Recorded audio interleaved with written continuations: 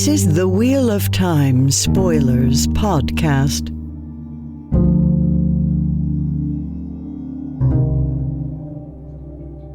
But the Pacific Ocean is like Rand in these chapters. I was going to say, do you want to transition into these chapters with a Pacific hero? These chapters were angsty. I felt like emotionally fraught, like reading through this. Like there is a lot of very big, very unhappy emotions happening in these two chapters today. I didn't see that. Rand is so insane. Oh, Rand's nuts. Don't get me wrong. Rand yeah, is sure. Insane. And Cadsuane is like on the fucking edge, like almost having reactions and shit. She's having all kinds of thoughts. Like no one is having a good time, but there is some tasty, tasty nuggets. There are some tasty nuggets in these chapters. I feel like from here on out, we are off the slog because the next couple of chapters are setting up we basically get a chapter or two with each of our main characters that set up Knife of Dreams, and stuff is happening in these chapters, right? Like it's Knife of Dreams energy. We're into Knife of Dreams writing and pacing, and it's like the bow shock coming off of the excellence that is Knife of Dreams. and I really do think the way we spread out Winter's Heart is working really well for us, because I feel like we are transitioning back into Rand just as we finished seeing him at the cleansing. We never got overlap there, but we never really... The time jump feels correct to me as well. Oh, and we just got a link in chat about where ocean names come from. I will be reading that later and dropping it into the episode description. Thank you. But yeah, so this first chapter is, heavy Codswain, and the next chapter has a little bit of Codswain as well. Just a real short POV, but this one's the really heavy one. And yeah, just a lot of good nuggets. Yeah, there's a lot. It's really fun. It's really fun being in Codswain's head. She drops so much information just in her aside thoughts. Right. And I wouldn't say there's a lot of things that happen external to Codswain. A couple of people come and go, but she's mostly thinking about what's been happening around her as people have been sort of dealing with the political situation, and as she's received information about going-ons in the world after the cleansing. Yeah, and her perspective is very illuminating in a way that all of the book going over it with annoying, dumb characters... I love all the main characters, but, you guys don't know what you're talking about. Your POVs did not help us understand what had happened. Cadsuane reflecting on this is actually illuminating. Right, because she, has better information. She's got better sense of history and context, and she's also just smarter, so she figures things out better. And she's just, she gets so many people that tell her things because she... questions them and is basically really good at it. And then stares at them silently until they volunteer more information. It's right. Great. Yeah, no, this is the good Codswain. This is the one where she's not, poking at Rand or, being deliberately obtuse. This is her really figuring things out. This is the Codswain that I like. Yeah, this is a Codswain that actually has a modicum of respect for our main characters rather than just abusing them for shits and giggles. Which is why, and it's the only real chapter that we get from her POV. Well, I'm not going to say that because I don't remember, but it's the only time I can remember really spending a lot of time in her head thinking about the other main characters. And it's she does what she does for good reasons in her head. And I think that's one of the reasons, you kind of end up liking her. I kind of end up liking her no matter her actions, because when you can show me somebody who has good intentions, I am very forgiving of what their actions end up producing. Especially when she's giving us so much cool information. It's just I'm sorry. Right. Then she's just fun to read. Yeah. She's great. She's like a good Forsaken, right? She's got all the exciting meatiness of a Forsaken plot, but she's a good guy. So, good Saken? A good... What's the opposite of Forsaken? A Forswain. Forswain. Do you want to read us into chapter 23, Ornaments? Ornaments for her ornaments, her ter'angreal, and the symbol is the dragon banner, because there's some Rand going on. The air in the room was just sufficiently warmer than outside to put a mist on the glass panes set in the red-painted casements, and the glass contained bubbles besides, but Cadsuane stood peering out as if she could see the dreary landscape clearly. She could see with more than enough clarity, in any case. A few hapless folk, bundled and hatted, and only shapeless skirts or baggy breeches distinguishing men from women, were trudging the muddy fields that surrounded the manor house, sometimes stooping to feel a handful of the soil. It would not be long before they could begin their plowing and manuring, but only their inspection indicated the coming of spring any time soon. Beyond the fields, the forest was all dark bare branches against a washed-out gray morning sky. A good coating of snow would have made the view much less bleak, but it snowed lightly and seldom here, with traces of one fall rarely lasting until the next. Still, she could think of few places better for her purposes, with the spine of the world a little more than a day's hard ride to the east. Who would think to look inside the borders of Tyr? Had convincing the boy to stay here been too easy, though? With a sigh, she turned from the window, feeling the golden ornaments hanging in her hair sway, the small moons and stars, birds and fish. She was very aware of them of late. Aware? Faugh. Of late, she had considered sleeping with them in place. So we get the title, right? The chapter title right there in the first opening paragraph. Boom. Also great fall. So I'm trying to figure out what's going on with the weather. It's like that time of winter where it should have snowed and everything's dead, but it hasn't. So it just kind of looks really like brown. It sounds like here in January. No, here it's way too green for that. That's true. It's the snow thing, just the like flat, washed out gray sky. And it would be nice if it had snowed, but the snow never lasts. Right. But you're right. You're right. It is very green here in the winter in a way that Tyr is not. Mm-hmm. And so they're hanging out at this guy's manor, Algarin. Yes, Lord Algarin. Lord Algarin. Yeah. He comes back. He becomes one of Andral's friends in the Black Tower. And he does it under his brother's name. Yeah. Yeah, we'll encounter that later. It took me a long time to figure it out, but I just figured that out this reread. I had no idea that reference was this guy. Yeah. Until just now. It's really, really subtle. So subtle. It's one of, again, the reasons I love the Andral storyline is because we get to see this guy and like have this extremely subtle bit of plot payoff in Andral's storyline, which I think is really cool. But yeah, this is Algarin who becomes Emarin because he knows he can channel, because Cadsuane gentled and then helped his brother live through the gentling like many decades ago. Yeah, and in that chapter, it's the whole thing where Andral figures out he's talking like a noble, and even though he's pretending he's not, like it's this, yeah, Andral figures out he's not who he's pretending to be. Yeah, but who he's pretending to be is his brother who was gentled. He's kind of like putting himself into the last battle in his brother's memory. It's really, really intense and sweet. And yeah, so buried. It's so buried. Mm-hmm. Yeah, like I'm going where he couldn't because he didn't survive, right? Like I'm giving my life over to what he would be doing in this situation, which is stepping up and fighting in the last battle. Exactly. No, it's a cool thing. And again, I feel like it's another one of those really good Rand ripping people out of their situation and putting them into the last battle to fight for the side of good. And he did that everywhere he went. And this is just one of those great examples that is really, really well done. And I'm really excited about that because I never saw this before and I discovered it on this reread. And I'm hoping that there's more stuff like that in the last 3 books, especially because I haven't read them as many times or as closely. So I'm hoping that I get to discover a bunch of cool things in those last 3 or 4 books. Yeah. Yes to all of that. And then in comes Verin. So I figured that would make you happy today. Always. Verin and Cadsuane in the same room. It's excellent.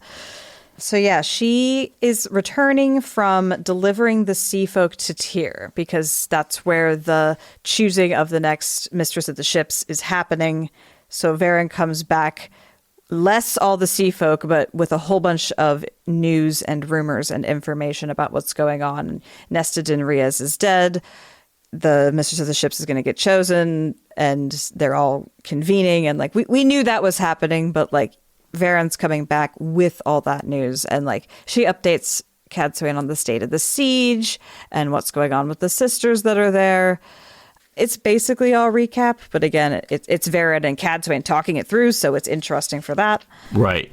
Yeah, I love the perspective on it. But yeah, it is mostly recap about, Min's visions about how Hareen is going to be Mistress of the Ships after she's punished, and how she's kind of forgetting about the whole punishment part. But there's an amazing paragraph that we really should just read, because it's so Cadsuane and Verin. Okay. Cadsuane was content to let the round little woman chatter on.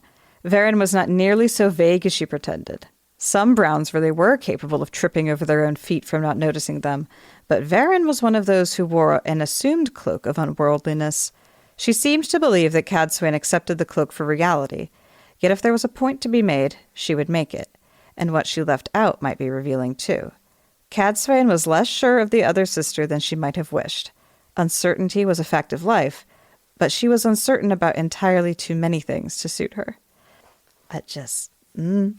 she knows, but she doesn't know what she knows. And like, does Verin know that Cadsuane knows something? Like, does she actually think that Cadsuane accepts the veil, or is that part of the veil too? Like, I love it. I love it. And how much of that is that Cadsuane is getting her wires crossed because Verin is this triple agent, right? And it's like, wait a minute.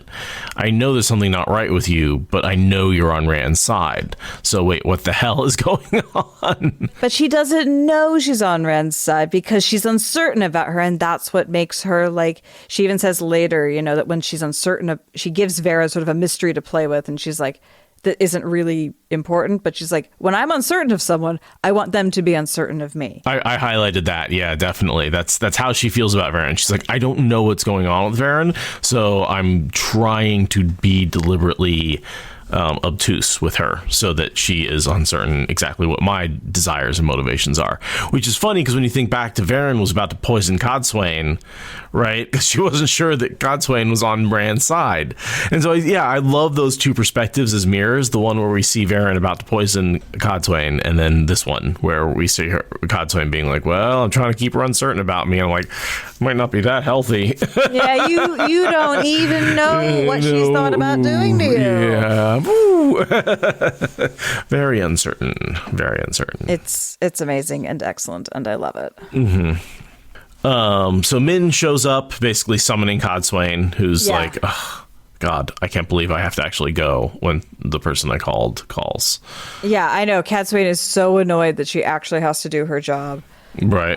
But, Rand is summoning her for advice.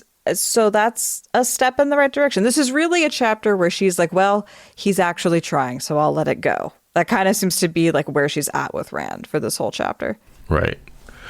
She thinks about how Min's changed since Shadar Logoth. I was trying to figure out what she was referring to. I think it's just the trial by fire. Like, it was a day spent watching Rand, like, channeling and being unable to do anything about it. And then he slept for 2 days and there was a war zone going on around them. Like, I think it's just that she had to grow up like a lot and gain a lot of unwanted maturity in the course of that day.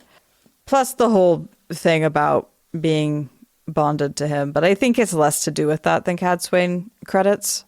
I think Cadsuane puts more meaning on the bond than on their relationship. Like, I don't think Min considers the bond to be more important than her emotional connection to Rand. Like, it's her little, like, GPS, like, tracker signal on him, but Cadsuane puts it on a whole other level because she's Aes Sedai. And for her, it's the Warder Aes Sedai relationship that she's sort of expecting them to duplicate. Right. But Min doesn't know the customs and conventions. She doesn't want him for a warder. It's just, like, a way to keep track of her, save your husband. Right. And also maybe, have some idea of how he's feeling. Exactly. But, like, I think the reason that she's more clingy and defensive is that Rand almost died on her and she fucking knows it and she was helpless to do anything about it, and that will change a person when it lasts for like 10 hours.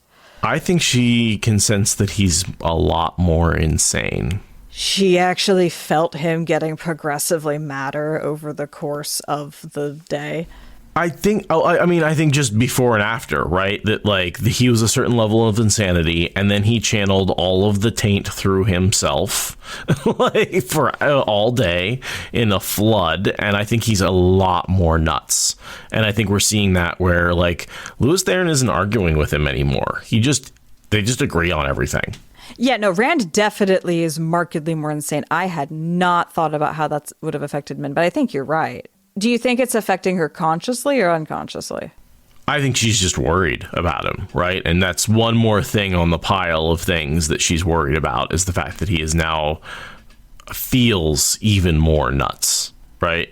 His emotions are all over the place, or wildly inappropriate for the situations that he's in. Or flip back and forth too fast for any reasonable person. As exactly. We see with Perrin, like, smelling his emotions. He's like, that's the smells of two people. What the fuck? So, yeah, I think that's probably more right than my theory, though I think my theory is still part of the pie. Sure. Yeah. I don't think that's either or in this case at all. Min's a complicated person. But, I mean, I think the fact that Jordan's drawing our attention to it probably is pointing at what you're talking about. Like, hey, see how Rand and Lews Theron are getting along better? See how Min's more worried about him? Like, maybe you too, dear reader, should stop doubting if he's fucking insane. Can I just say this line? Yes, Min would want to keep the lad alive, whether she loved him or not, but no more than Codswain did. Really, Codswain? Yeah, I mean, I guess Codswain is trying to save the world, and there isn't a higher motivation, you could argue, than wanting to save the world. That's what her argument seems to be. Yeah. But I think she should take that up with the Blue Aja therapy person at the next monthly meeting, because that does not seem like comparable to Min at all. Considering that paragraph starts with, she had never believed in indulging with her own warders, as some Greens did, and other men had always been out of the question. Yeah, this is something that really bothers me, is when characters are like, well, because I've never done a thing, sex being often what the thing is, but just as a model, because I've never done a thing, I'm in a position to judge other people for having done that. It's such a ridiculous attitude. Like, I've never had sex in 300 plus years of life. Therefore, I know everything I need to know from the outside about how sex works and to judge you on how your relationships are working. It's just like ridiculous. Why are we talking about the Conservative Party again? It's actually really funny because this totally relates to what's happening in the Hot Nuance podcast. So you all should go listen to Hot Nuance, because I have similar thoughts about a character in that. But yeah, I'm super, I like Codswain in this chapter, but these lines, I'm like, all right, we're just going to look past that. I mean, it's fine if Codswain wants to be completely disinterested in romance, but she shouldn't judge other people's romantic journeys if she's going to be divested from the whole thing herself. Like, stay in your lane. I'm super here for a magic lady that just has no time for romance. That's great. But don't get judgy. Yeah, which, I mean, she judges everyone and everything, so it's not like particularly puritanical. It's just, I love Min and I want to defend her relationship with her doomed husband. Like, get off her back, man. A line I have to reference. You could not say that Verin glided, but she was more graceful than her bulk suggested. There's only two people. We've got Celine as Kylie and our favorite horse thief. Oh, right, Van and Dread. Van and Dread.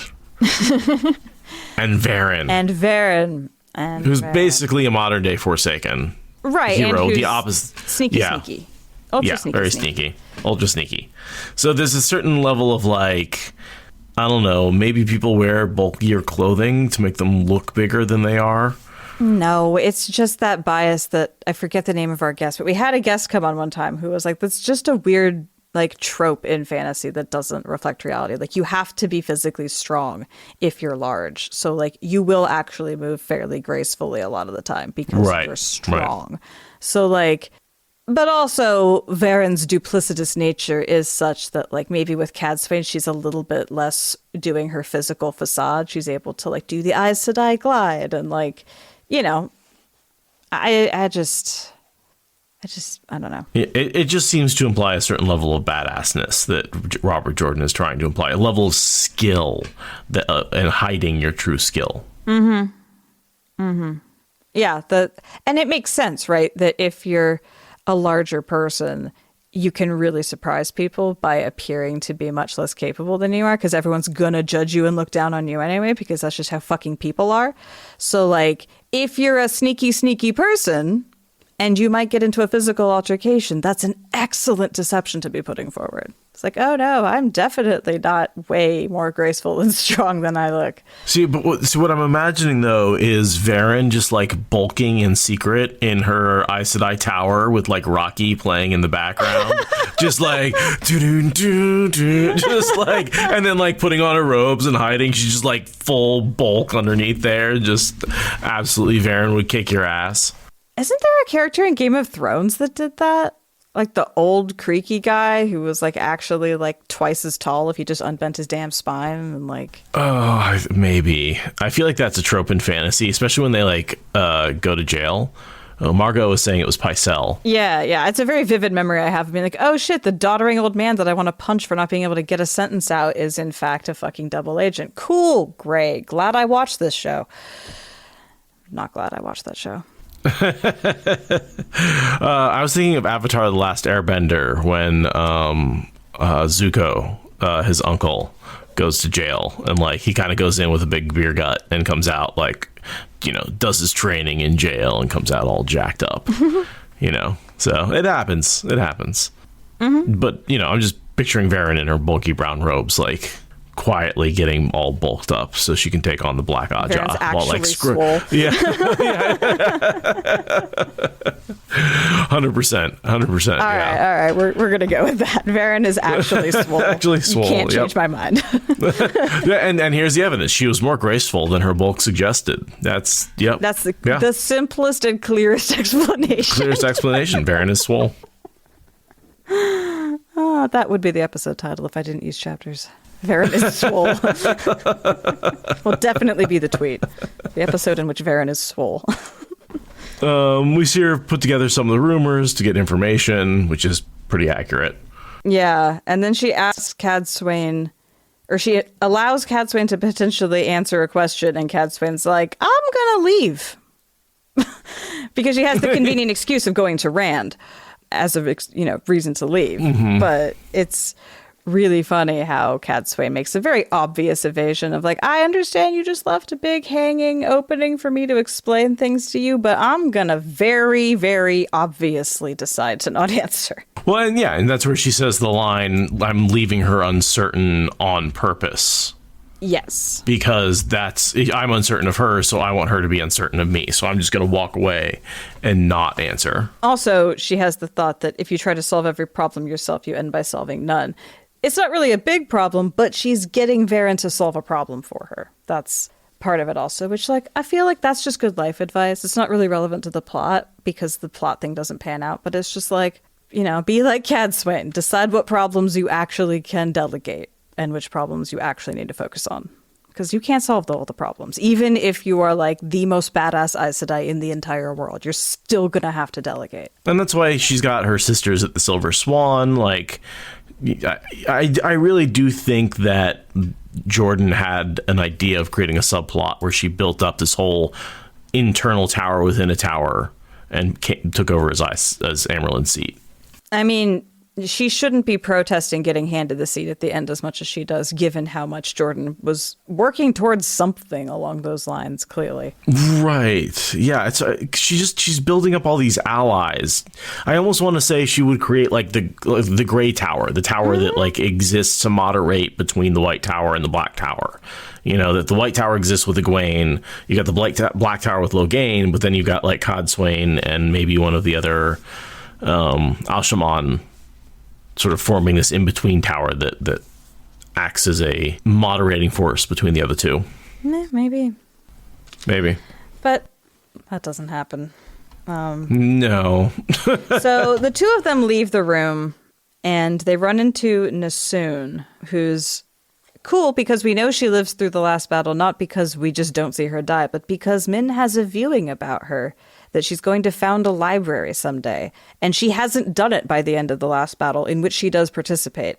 So we know she lives into the Fourth Age because that's how she's able to found a library. Using Elaine's logic, there's no way I would found a library. If I had that vision, I'd be like, well, that's not happening until after the last battle. Fortunately, I don't think she knows. So. Oh, okay. But yeah, seriously, Min could go around telling people, like, you won't die. The pattern will have to keep you alive because this library needs Assuming the pattern doesn't end. Yeah. So, and she basically stops Verin and starts asking her questions, and Verin can't find a good excuse to get away. She just arrives and is like, I'm in the middle of a hyper-focus info dive, deep dive, and I'm drawing you along with me. And just like grabs her and is like, we're talking snakes from the drowned lands now. And like instantly Verin is able to just be like, all right, I'm going to let the brown in me take over.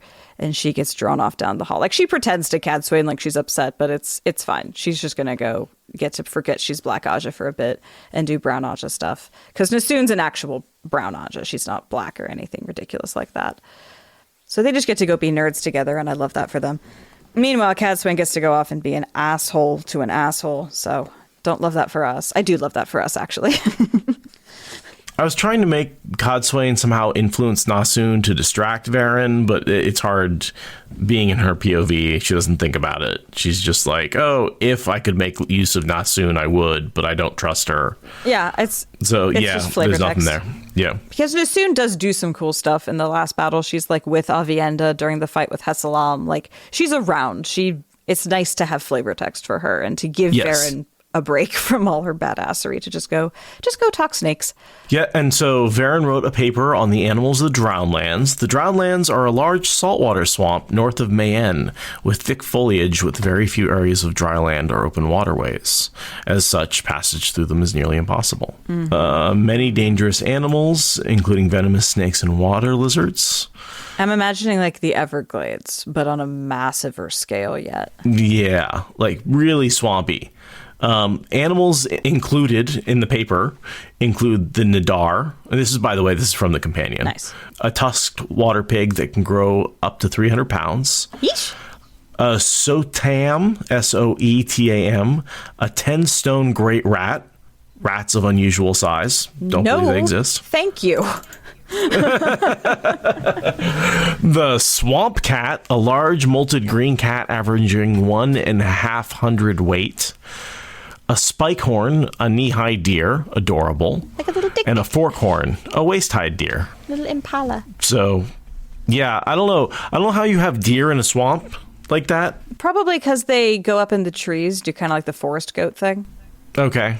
Do they like stand on roots and stuff? Yeah. Yeah, because goats are super nimble and they go everywhere, and that includes into trees. Most people think of goats as rock climbers, but they're also tree climbers. There's definitely tiny little forest deer all over the world, so I could see some forest deer deciding that the ground being wet all the time is acceptable. The little tiny deers. So yeah, that's a fun little area that I don't hear much about in Randland geography. And apparently also giant snakes. Yes. Well, obviously. Didn't even list the giant snakes. No, it really didn't.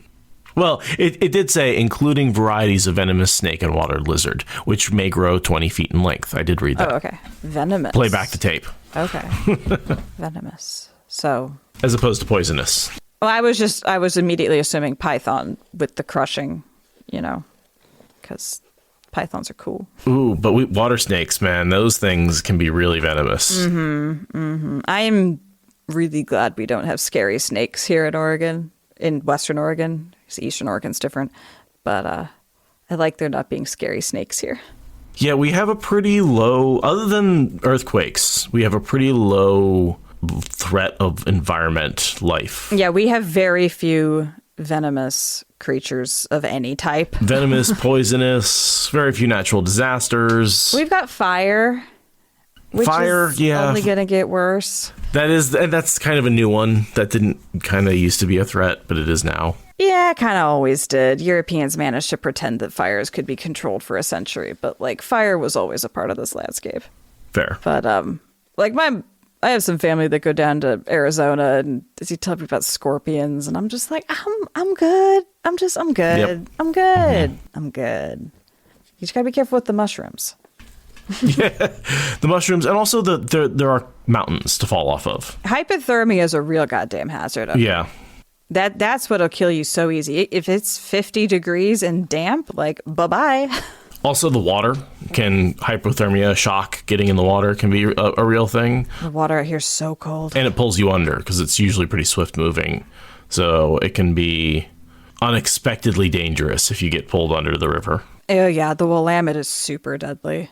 Like, I got warned out of it so aggressively when I was a little kid because it kills adults every year. Every year, yeah. People go swimming all the time and, kills kids too on a frequent basis. Yeah. Because it's snow-fed, so it's snow cold.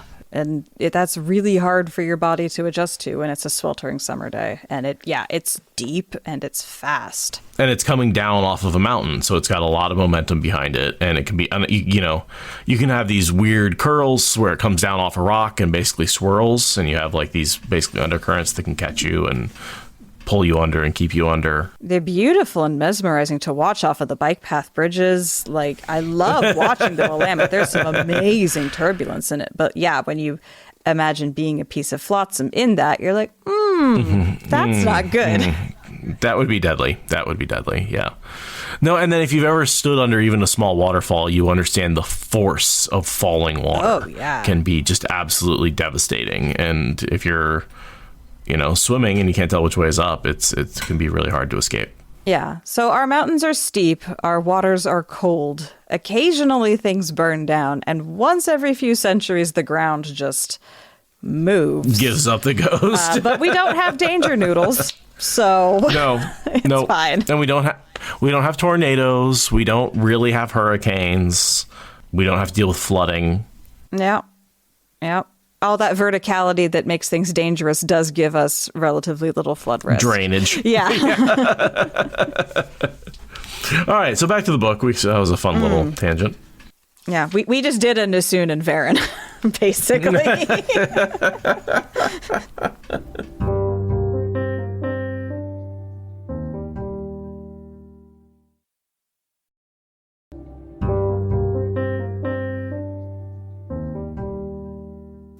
Cadsuane thinks about how none of her ornaments protect against ta'veren, even the ones that she's not sure of, which is fun because it means we know she's wearing untested ter'angreal in her hair. That's a fun little thing to keep in mind. But she's pretty sure that there's no such thing as preventing ta'veren. Right. ta'veren influence. Yeah. So 2 fish and 1 moon, right? Mm-hmm. And yet, do we ever get a clue as to what they do? I don't think we ever get Aviendha with her magic ter'angreal reading intuition to take a hand to Cadsuane's hair, which would have been really smart, but I don't think it happens. There is this thing where she's talking about how she doesn't trust the fact that these women are working together because one swore to Elida and one swore to the Rebel Tower. And it's like, what? Just these oaths to Rand? And it's like, no, there's some compulsion there. From Verin, that person you were just talking to. Verin didn't compulse Nessune, did she? Because Nessune... How did Nessune get into the party? She's a loyalist to Elida, but she wasn't in the kidnapping embassy, right? She was captured by the Asha'man at the Battle of Dumai's Wells. Well, captured doesn't mean that she was... He captured all of them, right? Even the ones with Perrin, he fucking shoved into prisoner spots. Yeah. Cerelia brings Nessune to Rand after they beg to be allowed to swear fealty to him. Rand accepts. She is totally one of the compelled ones. So Verin's not taking a well-earned brown Aja break. She's off checking on the screws that she put into Nessune's head. Or whatever. Entirely possible. She's always on. She never gets to take a break. Oh, Verin. Okay. So Nessune is a cool person, but she had to get compulsed to be that way. All right. Let's see. So Cadsuane walks through the building and looks at it.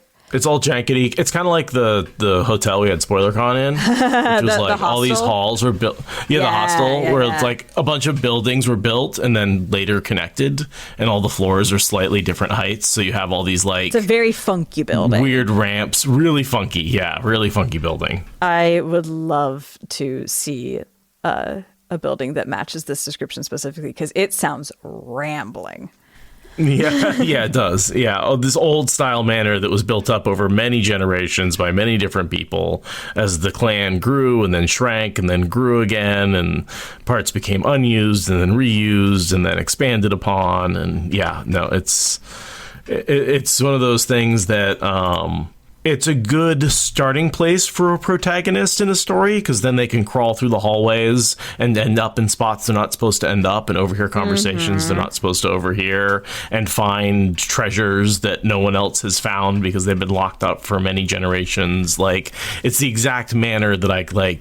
If you ever read Dragonbone Chair by Tad Williams, the protagonist starts out in a place that's very similar to what I imagine this manor being. Nice. And I'm sure there's other stories like that. That's just the first one that comes to the top of my head. No, it's main character architecture for sure. Yeah, absolutely. So she gets to the door, and there is Beldine and Maurice there to confront her. No, we don't get to the door. This is before the door. Randomly on the way, she runs into... Yeah, there's a lot of that. This is the talk and walk, right? Yeah, this is the West Wing. She's walking from one room in the command center to another room in the command center, and people are stepping up to her, asking a question, and then fucking off. Yeah, only in this case, she's stopping by the training grounds to do a gossip before everyone leaves again. Right. They're kind of all looking down on the warders and talking, and... Yeah, we're going to talk with, Beldine Bales, I think. But Maurice, we have a bunch of conversation with about the Ashaman. And she says about Beldine, she seems to be considering an Ashaman if she can find one. She does end up with Carlden. Oh, right, because who's just arrived with Loial at this point, right? Mm-hmm. Yeah, or will be arriving, like, in an hour with Loial. Yeah, next chapter. Yeah. So her little star, her Terangrial, is telling her that men are channeling nearby because they're training. A man who could channel was nearby. Not even that they're using the power, because they're doing sword training, not power training. Oh, okay. He's literally sparring with Lan. Right. While Nynaeve is backseat driving, which is hilarious. All right. He who will follow, right? He who will come after. Narishma? Yeah. Because this is Jahar Narishma. So, I mean, he's training to be quite a badass. I really do like the idea that he will end up as the head of the Black Tower at some point. Oh, not like after Logain? After Logain. Well, and this is where I think that, maybe Logain and Codswain would have made a good, like, Grey Tower Tamerlane pair. Yeah, maybe. God, that would have been a fun two people to see rule together. Oh my God. Can you imagine Logain and Codswain just constantly butting heads? No, not really. No. Yeah, it's a terrible idea. I don't know why. Yeah, Codswain's never going to respect someone that's that much her junior. Like. So there's the questioning about, Dagion? Oh, I'm even past that. Oh. We're gonna skip talking about Eben Hopwell entirely. Yeah, I don't have anything to say about it. I suppose he's dead. The warders the Ashaman have their own little rituals, and the Aes Sedai are so shocked that these primitive savages would actually have anything approaching culture. Isn't that impressive? Eye roll. All right, moving on. I don't care. Yeah. No, it doesn't impress me that they the way they treat each other like animals is just ridiculous. There needs to be a coming together of understanding that Ashaman are people too, especially now that it's cleansed. This is very much of bonding feels like adopting, like going to the Humane Society and picking up a pet dog to me. And it's like, oh, I guess I'll pick up 2 or 3. They just all need to get adopted. That's the only way. We can't let these dogs run wild or they'll form packs and, be roaming the streets in wild packs. We either have to, neuter them by gentling them, put them down, or adopt them. Those are your only 3 options with wild dogs, right? And that's the level that I feel like the Aes Sedai are coming at these Ashaman at, right? Is like, well, there's too many to just kill them all, right? People would be upset. So let's start adopting these pets. Yeah. All right, what do you have next? The discussion about Shadar Logoth, which, is so frustrating because they just despite bonding with the men, they don't believe that the source is clear. They're like, it's cleaner, but we can't tell. Like, there's too many spots for hiding. Which I find frustrating. That to me, as a writing gimmick, is something that's just like, come on, just make it so that when they bond, they can tell it's clean. Right? Like, I feel like it's leaning too much into the unfamiliarity trope of like men and women are so different. And it's like, as a scientist, like your lack of ability to understand something doesn't invalidate it. And that's, I feel like, their entire argument is like, well, we don't feel confident in it, so we're going to throw out all evidence and just assume that we're wrong. We've talked about this, but yeah, here they are doing that again. Real frustrating. And then my next favorite bit is the reference to Norla, which is where we get some Codswain backstory. Do you just want to read that chunk? So little, but so much. Yeah. Let's see. A pity she herself had not come to the shelf 50 years later than she had, or she would have bonded one of the men herself and had no need to ask. But 50 years would have meant that Norla died in her little house in the Black Hills before Cadsuane Maladrin ever went to the White Tower. That would have altered a great deal of history. It's so much, but it's so little. It's so little. Well, and we get the name Norla, which links it with another one of the sort of internal POVs that we've had from Codswain, where she talked about a mistake that she made the last time she made a mistake. And so... Yeah, and she has a line elsewhere in here about when she began earning her ornaments. Yes. Like, she earned each and every one of them, even without... And, like, that's why she wears them even not knowing what they are, is because every one of them was a lesson that she learned from a toothless wilder named Norla in the Black Hills. Which, like, when she first introduces herself in the series, she's like, growing roses in the Black Hills might be next to death, but blah, blah, blah, blah, blah. And it's like... And then she talks about growing roses without use of the power because it's cheating otherwise. And like, it's so hard to make them grow flowers instead of thorns. And it's like, is all of that just an allegory for her time with Norla? I think so. Yeah. Verin uses plant code for her book. Like, right. You know, I mean, I bet that she was learning how to grow roses without the power, but like that was how Norla was teaching her the power. Right. And she's just leaving out all the Norlas. There's so much story in so few words. And we were there was at some point where we speculated who Norla was, right? Yeah. Because we tried to count backwards. We got the timing all wrong, if I remember correctly. But we found some mention of a name, and we were like, is that the same Norla? And I don't remember the context we found it in. But I do remember us coming up with a connection to her. Somehow. I think we were off by 100 years just because I thought Codswain was 400 years old, but she's actually 300. Yeah, there was that whole, we're like, she's as old as Arthur Hawkwing. Right, yeah. But Norla could be up to 600-700 years old, right? Because she was a wilder, powerful, didn't never swear on the oath rod. She died of old age. Right, we could assume that she's like Olivia or something like that. Yeah. Because the oldest kinswoman is like 600 or some shit like that. So yeah. Assuming Norla was significantly stronger than a kinswoman. Right. So we're going to say Norla 700 easily. Mm-hmm. Codswain, she's not quite 300. So, and she was like, 25 at the time. So that was 275 years ago. At that point, you're talking almost exactly 1,000 years ago that Norla was born.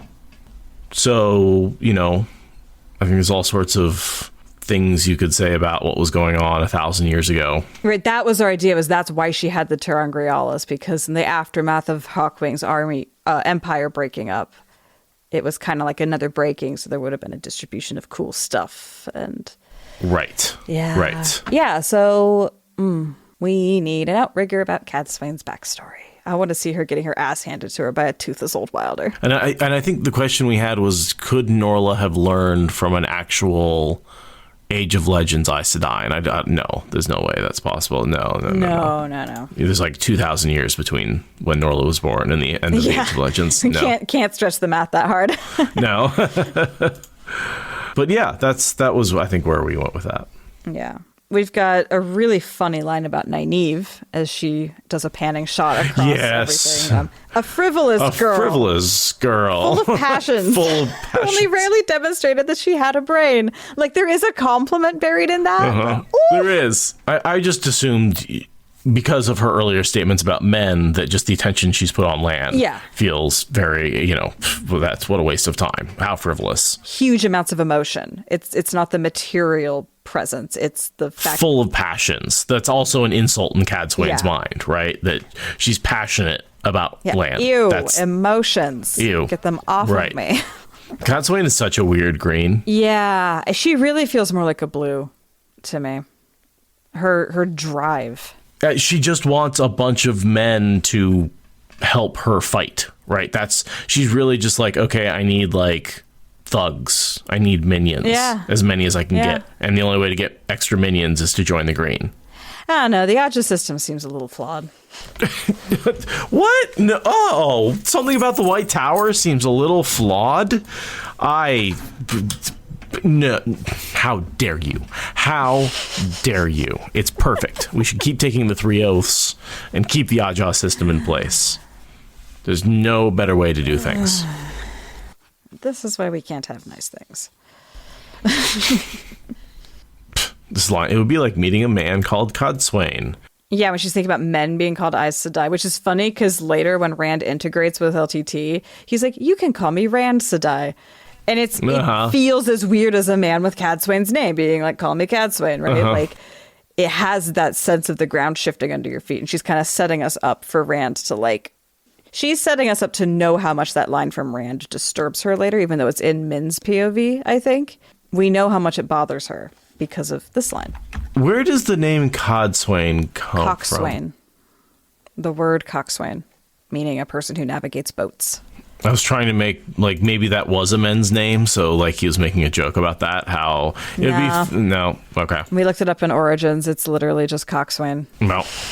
So she's trying to pilot the boat that is Rand, is basically the goal here. Yeah. So, we talk about men gaining strength in fits and starts, and this whole thing with the fucking pin, it just... Gotta point out how stupid it is. I had to take away his literal attaining of the Ashaman equivalent of the shawl. He's still at this stage where he has to learn he can only accept what I say he can. Like, he's literally training a dog. This is literally treat training, and it's just like... That's what I'm saying. Dog training, yeah. Nothing is wrong with the White Tower. Nothing is wrong with the way these women look at the world. Nothing is wrong with how they view human beings. Everything is fine. Mm-hmm. I hate it. I've always hated that line. I mean, as much as I didn't realize how gross the bond was until I joined the podcast. Like, this line has always been blatantly gross enough that I'm like, into the sea with all of you. And Merace is sort of starting to see him as a person, and so that's why she's considering giving it back to him. And Cadsuane is like, that's dumb. Like, why are you... I'm screwed now. If even Merace, who's just... been totally treating her warders as servants, is dithering over whether or not, less than servants, as attachments, right? And even she's dithering over this pin. Well, we're gonna have to treat them differently because this is a different kind of attachment, because you can't compel them, right? That's to me that's the big difference, right? Like, regular warders, you can compel them to do what you want. There's a source of and they don't do it very often, but you always know they can. And so there's a level of not human that the warders sort of are delegated to among a lot of these Aes Sedai. Yeah, and Cadsuane is pragmatic in the sense that she's like, oh, I guess we're going to have to treat them human. But it reminds me of, it's very like a northerner deciding, I guess we'll free the slaves if it hurts the southern cause, right? I'm getting an ick. I mean, on one level, it's extremely practical. Yeah. Right? It is 100%. It is, these are my two realistic options. I should go to one extreme or the other. There's no point in cutting it down the middle, because then that just creates problems on both sides, right? We either need to completely subjugate these people and treat them like animals, or, there's no point in treating them like 3/5 of a human being, Yeah. right? We want to treat them like nothing or all, Yeah, right? I'm happy either way. But... Yeah, right. and there's like, it's a certain level of gross thinking, right? But I understand that Codswain is supposed to be the ultimate practical thinker. Maybe she should have been a white. Yeah. You know, like the logic to the point of irrationality is that's kind of a white Aja move. But, you know, we've also got the messier Maurice, who's like, I want incremental change, but also I'm feeling really morally conflicted by the actions I'm taking. Like, Catswain's not morally conflicted. She's just doing the math. No. Maurice is actually the moral conflict of, this sure seems like a human being. This really seems like a human response. And for Codswain, she's like, oh, I see that other people are having a moral conflict here that I have to do something about. I'm not having that moral conflict in any way, shape, or form, but I see other people are. And so I'm going to have to make a change. Yeah. And then that means she leads very effective change and reform because she actually is seeing clearly to the logical end rather than using her emotions to guide incremental change and like protect her fragility. She just fucking goes for it. So it's, you need all types to make change, but it's icky. Sometimes, yeah. But there's so much ickiness going on with the Shan-Chan and the Forsaken and the Dark One and the Trollocs. Forced bonding on all sides. Yeah, right. It's just like, I understand where she's just like, I'm picking my battles. And this is not one that I'm picking. Which is fair. She knows she's going to keel over dead any day now, and it's pure spite keeping her alive. I can see where she's prioritizing. I do wonder if she's going to get freed from the bond, though, and live another 300 years. Once she's in there and she learns it. I mean, I could see her just being unwilling to let the world go on without her and be like, fuck it, I'll renounce the seat, I'll renounce the everything. I gotta live. I mean, it's in the plan now, and it's like, they know. I bet she does. I totally bet she does. She leads the way into that because, again, practical. She will throw all the conventions out and do what's practical. Because for her, being able to influence the world from the kin is far superior than being dead. Yeah, she's not going to pull a Aes Sedai or made by the oaths bullshit. That's just the contract she had to sign. If she has a reason to unsign it, hell yeah. Well, and I do think it's, you retire into the kin. That's, you are no longer Aes Sedai, right? I think she will make that trade-off and be like, finally. Fuck the Aes Sedai are dumb anyway. I'll go be with the kin. They at least have a, reasonable structure. I mean, she would hate it also. Yeah, that is because she would be a newbie, right? She'd be the youngest, so she would be the most. No, because she's super strong. She would come into their ranks fairly high up on the age ladder. That's true, because she would be like halfway up the age ladder. Yeah, she wouldn't come in most junior. Right, that's a good point. Like weaker Aes Sedai would. But still, she'd hate it. But then she'd just go off and be a free agent. What are the kin gonna do? Right? Like, she'd be completely a freelancer at that point. That'll be cool. But in the meantime, we actually do get to the door where Rand is, and Olivia is standing there with Elza. Two very interesting characters. They kind of present... And two characters I mix up all the time. I really do think one is the other. I've got it straight, right? Olivia is there to help him die.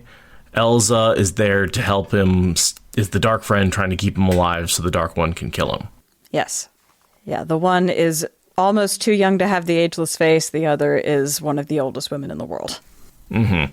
She knows Min dislikes Olivia, and it's because of the prophecy, right? Right. The viewing about her helping Rand die. Although Codswain doesn't know that. No, she just knows that whenever Rand looks at Olivia, he seems hopeful. And so she's like, I am going to do everything I can to keep this woman near him until I understand what the fuck is happening. It's that Rand wants to die, and he's looking for the end of... He wants to put down his burden, and he's excited that she's going to help him do that. Yeah, there's a prophecy about the fact that he's going to die that isn't just a Koreathon prophecy. It's like a Min prophecy with Olivia. He's like, aha, that's my escape hatch. Like, I don't know how, but like at some point I get to push the red button, and that is the person who will manifest it. And you put that together with the prophecy he gets from the snakes and foxes, which is to live, you have to die. And then this person, a prophecy, this person will help you die. Okay, Yeah. how do I live? Olivia, Something right? about Olivia. That's how do I have something about Olivia? Now, how ridiculous it was that she just left him fucking clothing afterwards doesn't matter because he doesn't know how ridiculous the prophecy turns out to be. Which was a point that Jordan tried to make, is that this prophecy is about big things and small things. Yeah. Still didn't need him to make that point quite so many times and quite so resoundingly. I mean, I think it's a matter of you throw a bunch of prophecies in there that you think you can hit, and if you can't hit all of them, you come up with something lame. Yeah, that's probably the simplest explanation. Elza is obviously the dark friend that Verin has compelled, so that's why she's so fervent for Rand has to live to get to the last battle so he can die for the Dark One. But she killed only a renegade Ashima, not even a real Forsaken. Elza's cool. Right. And then obviously she's gonna betray Rand.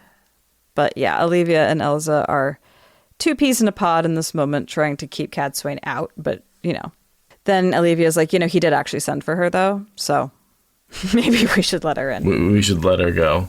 But yeah, she's the one who's she realized in the Aiel tents with such clarity that he had to survive so the Dark One could kill him. And it's yeah, you realized with such compulsion clarity. That's where that come from. So we go in, and we get to see Rand wearing basically a fancy Ashaman coat. Which I love this line at the end of the paragraph. She was not going to waste time or talk on his clothing. After 2 paragraphs about his fucking clothing. Mm-hmm. Thank you, Jordan. Okay, Jordan. Okay. Okay, Jordan. That's, yeah. I see what you did there. Mm-hmm. I see that. Yeah. And he offers her wine. She declines. They actually go through a small talk routine. It's boring. He's dizzy and... There's a line here where he says, colder than he had been before Shadow Logoth, harder too, unfortunately. And I think that's the reference to he's a little more insane. He's had more of the taint through him, and that's visible to the people around him. Yeah. Yeah. We get the backstory on Amaran and Algaran. Yep. And then, Algaran wants to be tested to channel. And then we switch over to talking about the ever victorious army, because this is the big problem he's trying to solve, which is going to lead to the confrontation with Semirhage. He wants to sue for peace with the Shanshan because he can't fight them and everyone else. That's what I was wondering, because she said, I know what he's planning. It's dangerous. But she didn't know if she could stop him. Is it the confrontation with the Shanshan? I wasn't sure what that was a reference to. I figured it was more the negotiating with them for peace broadly, because can you really trust them, and can you trust that it won't drive your allies away? I didn't think she was thinking about his personal safety and actually doing the negotiation. I was thinking about the larger geopolitics. But it could be both and. Yeah. Or either. Yeah, I wasn't sure what she was referring to there. And I was like, it's got to be what he's planning on doing. And his plan right now is make peace with the Shanshan so that he can fight the last battle without trying to deal with them on his back. Yeah, and because he's afraid of the Shanshan militarily because they basically are an army of great captains, is kind of how he's phrasing it. It's we have a handful of great captains across a bunch of nations. They have a unified wall of great captains. Right. Which, the way he describes it, I'm I don't see the Shanshan changing at all. They don't take feedback well at all. They don't take any sort of comments from below. So I don't understand how this sort of feedback works, right? Who's making the change? It's not the rigid nobles. It's not the people under them. How socially is that working that they're getting these great captains out of such a rigid social structure? Well, I would say that the place we're getting this information from is Olivia. She might not really have the best grasp of how it actually works, given the limited scope of the information she would have had. Otherwise, I think there must be larger bureaucratic processes that do allow for change, but it requires a huge cost in blood in order for that to happen. I kind of imagine Shanshan imperialism as kind of like Russian imperialism. You just keep throwing bodies at it. And you just wear people down through the sheer attrition of having more bodies to throw at it. I don't really think that it's necessarily that they're smarter or more adaptable, as that if you throw enough blood into it, you will end up refining your techniques. But I also think that Olivia probably is feeding him the propaganda line because that's what she was told and what she saw in her time as a slave. Because, like, I mean, she did see centuries of the Imperial Project working, but how much of the rubber meeting the road logistically did she see versus just the front lines and the speeches, you know? I'll take it. So the next we've got basically two warders push in. No. Ariane, no. Two Aes Sedai push in. Sorry. News of to warders. Talk about the warders. news of warders. Aaron and Serene, who are essentially saying our warders are on the way. They're gatewaying closer and closer to us. Yeah, because they had been left behind deliberately. And so when they start gatewaying around, it's like very much like, oh, it seems like we're about to have company because these guys can't travel on their own. Clearly, Aes Sedai are coming to visit and using our warders to find us. Right. The warders are directing them in which direction to go. They've been hopping closer.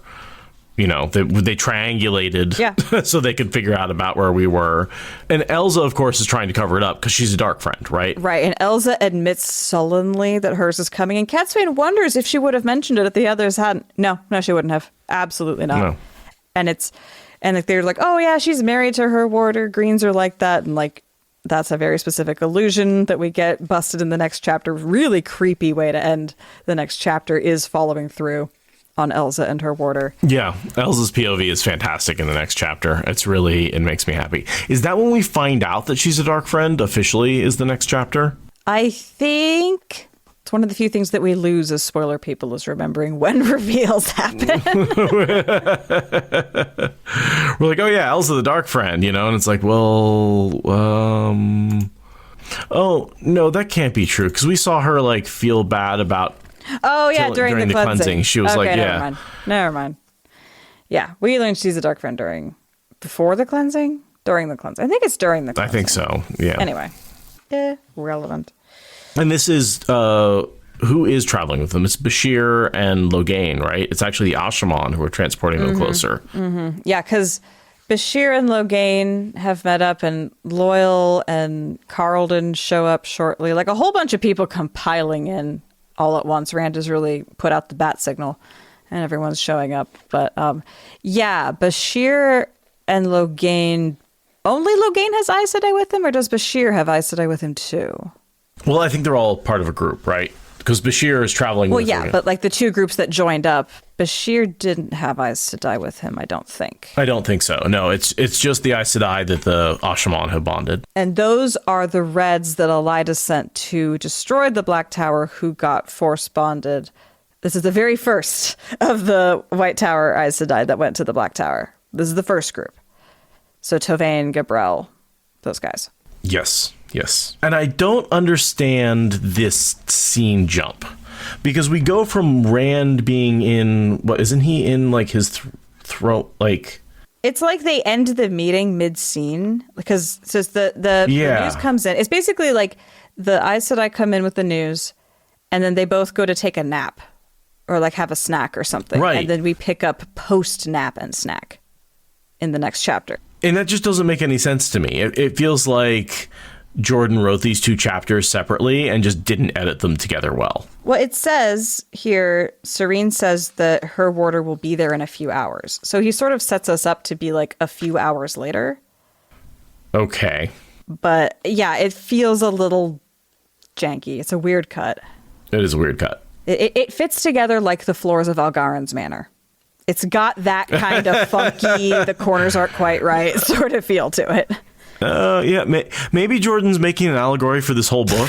It'd be like, oh yeah, it just sort of grew up over time. The different pieces kind of fit together. I know there's a few little spots that don't fit, but it's a home. It's fine. It's a book. Deal with it. That's where we are right now. You're fine. Quit complaining. Right. All the plot pieces go into place. Yeah. Everything works. Yeah, it's a weird cut, but here we are, 3 hours later GIF in the chat.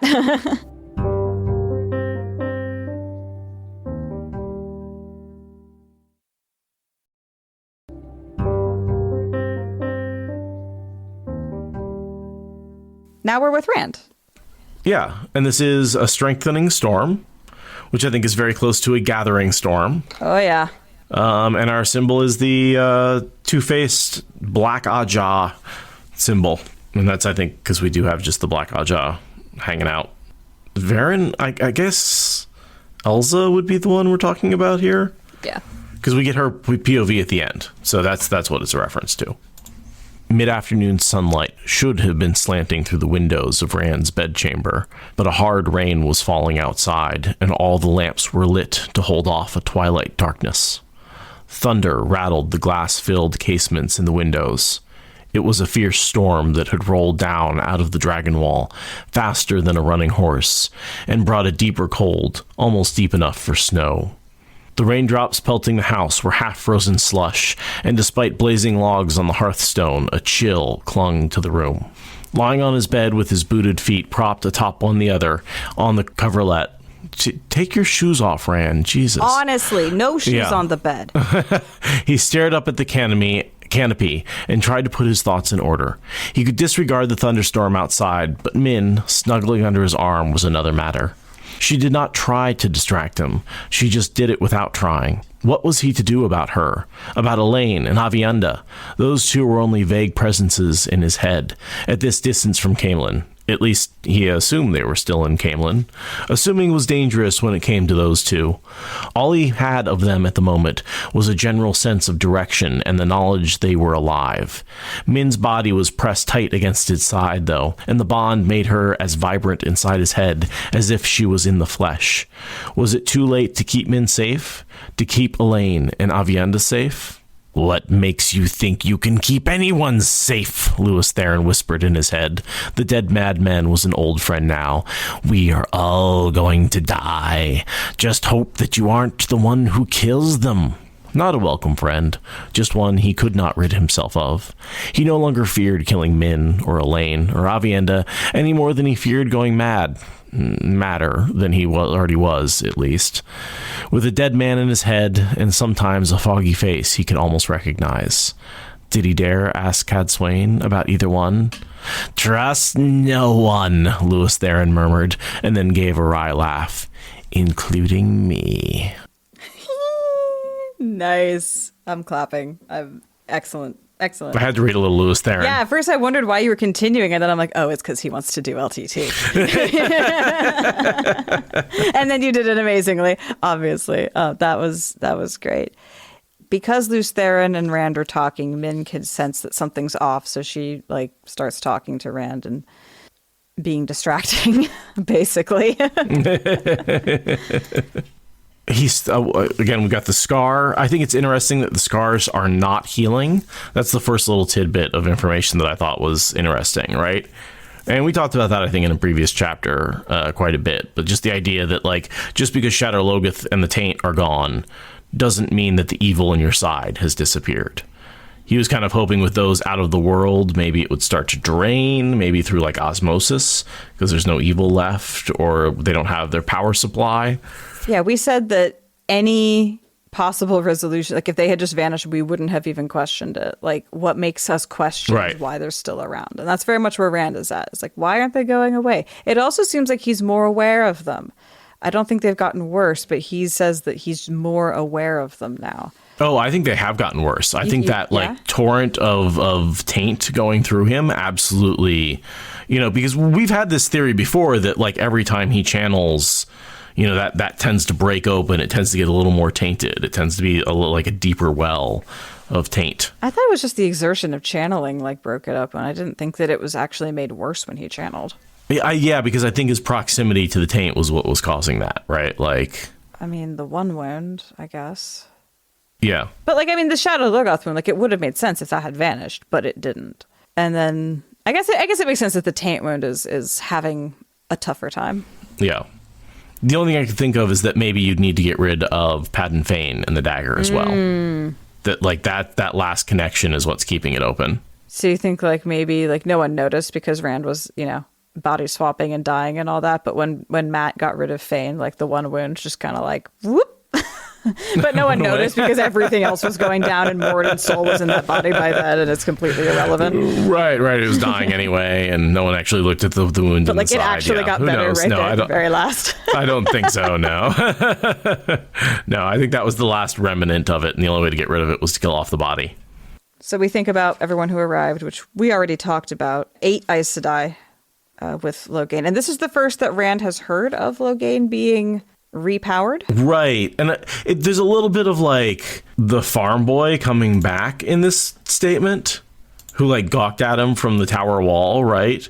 And one of the Asha'man was Logan A. Blar. Loghain, an Ashaman, wearing a sword and a dragon on his collar, exclamation point. So that little boy who's like, wow, that legend joined my group. I guess that's one way to interpret the exclamation points, is a little bit of the farm boy, like, a hero worship is the wrong word, but that, like, it's a celebrity. Yeah, yeah, exactly. Like, the person who grows up watching Hollywood movies and then becomes a Hollywood star and, like, ends up going to the parties and is like, hi, I know I'm also a Hollywood star, but I watched you while I was growing up.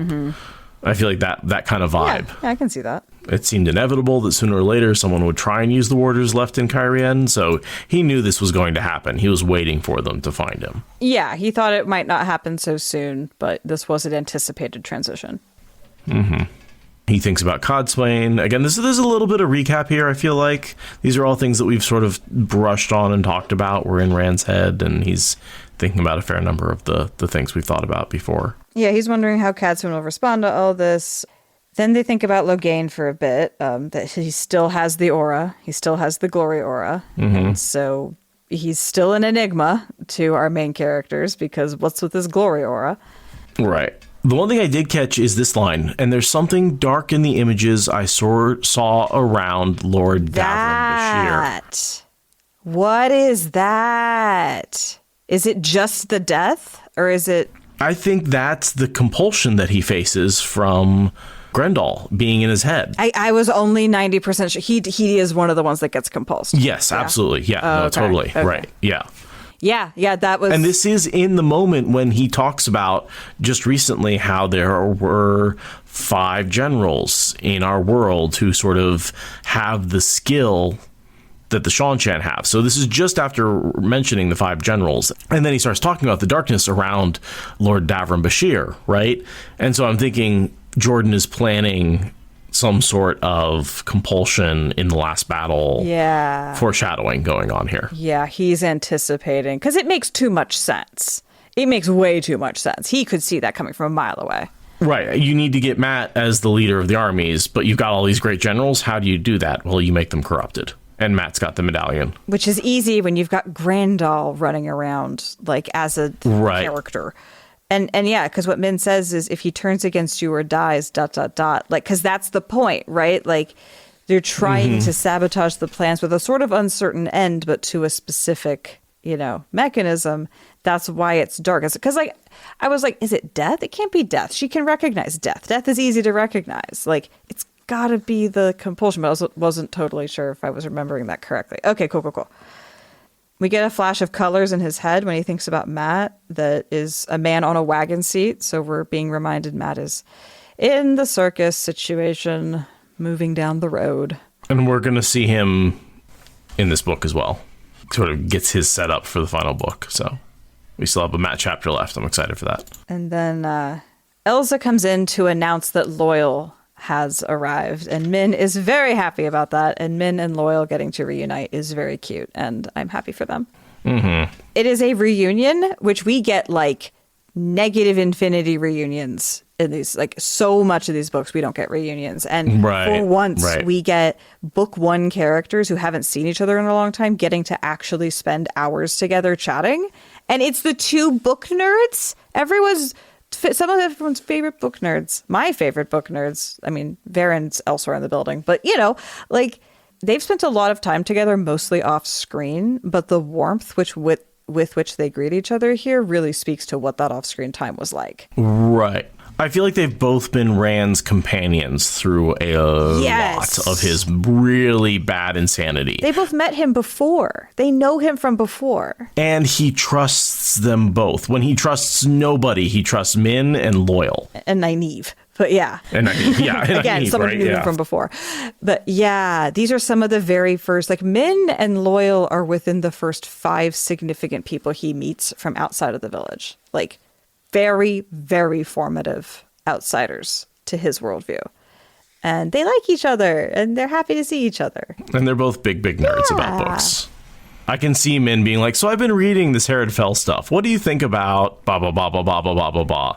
And then Loial being like, yeah. Oh my God. The way that we get into like book recommendations, but they're talking like really high level philosophy and shit. Mm-hmm. Yes, totally. Yep.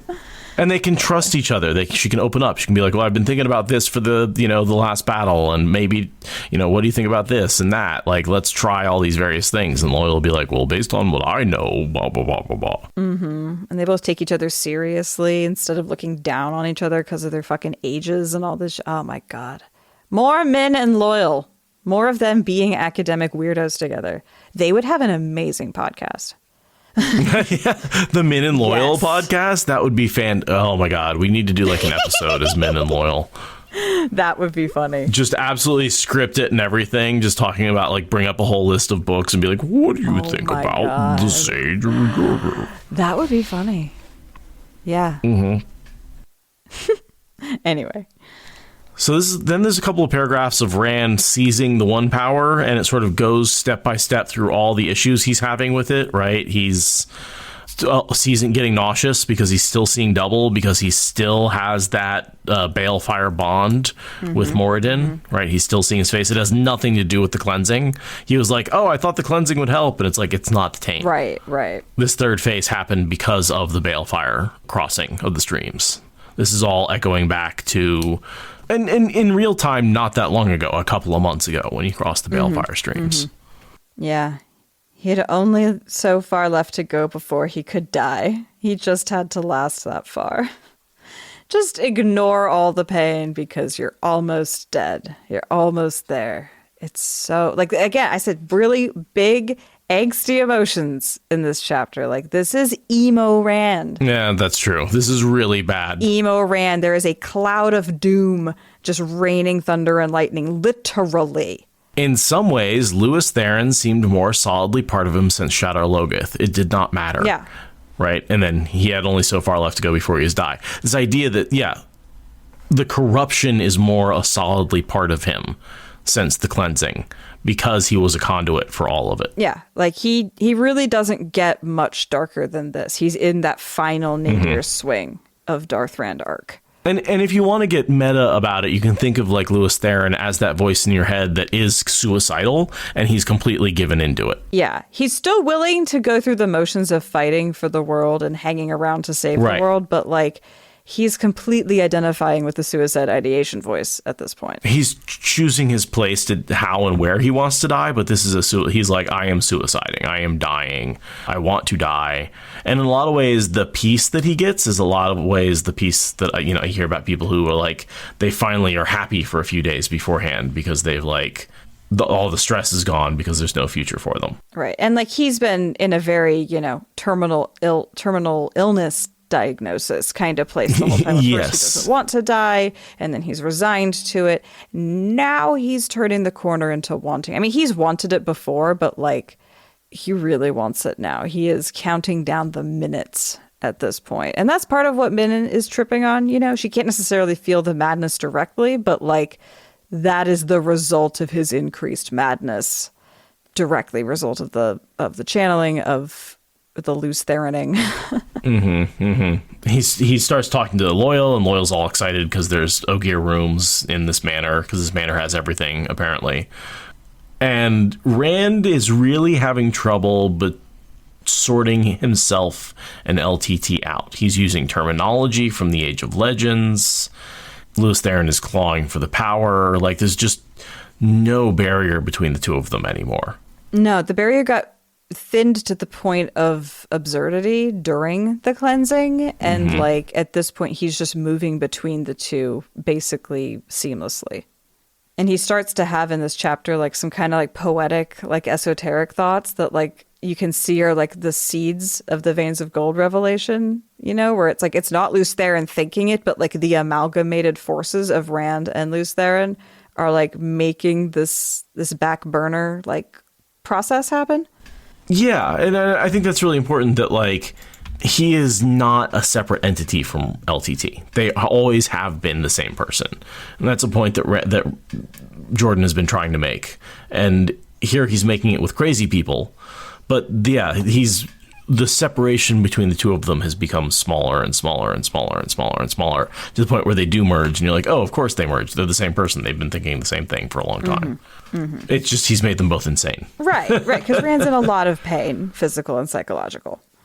And Loial points this out. He's like, hey, Min, he looks tired. You're tired. Min, he's tired. It's very cute. And Rand describes himself as being too tired to sit down and too tired to sleep, which is very tired. That's existentially tired. But Loial being an Ogier is like, you're so tired, you're making me tired, dude.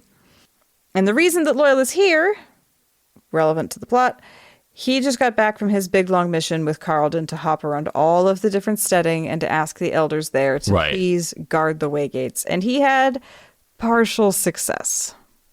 And there's a bunch of waygates that aren't going to be guarded.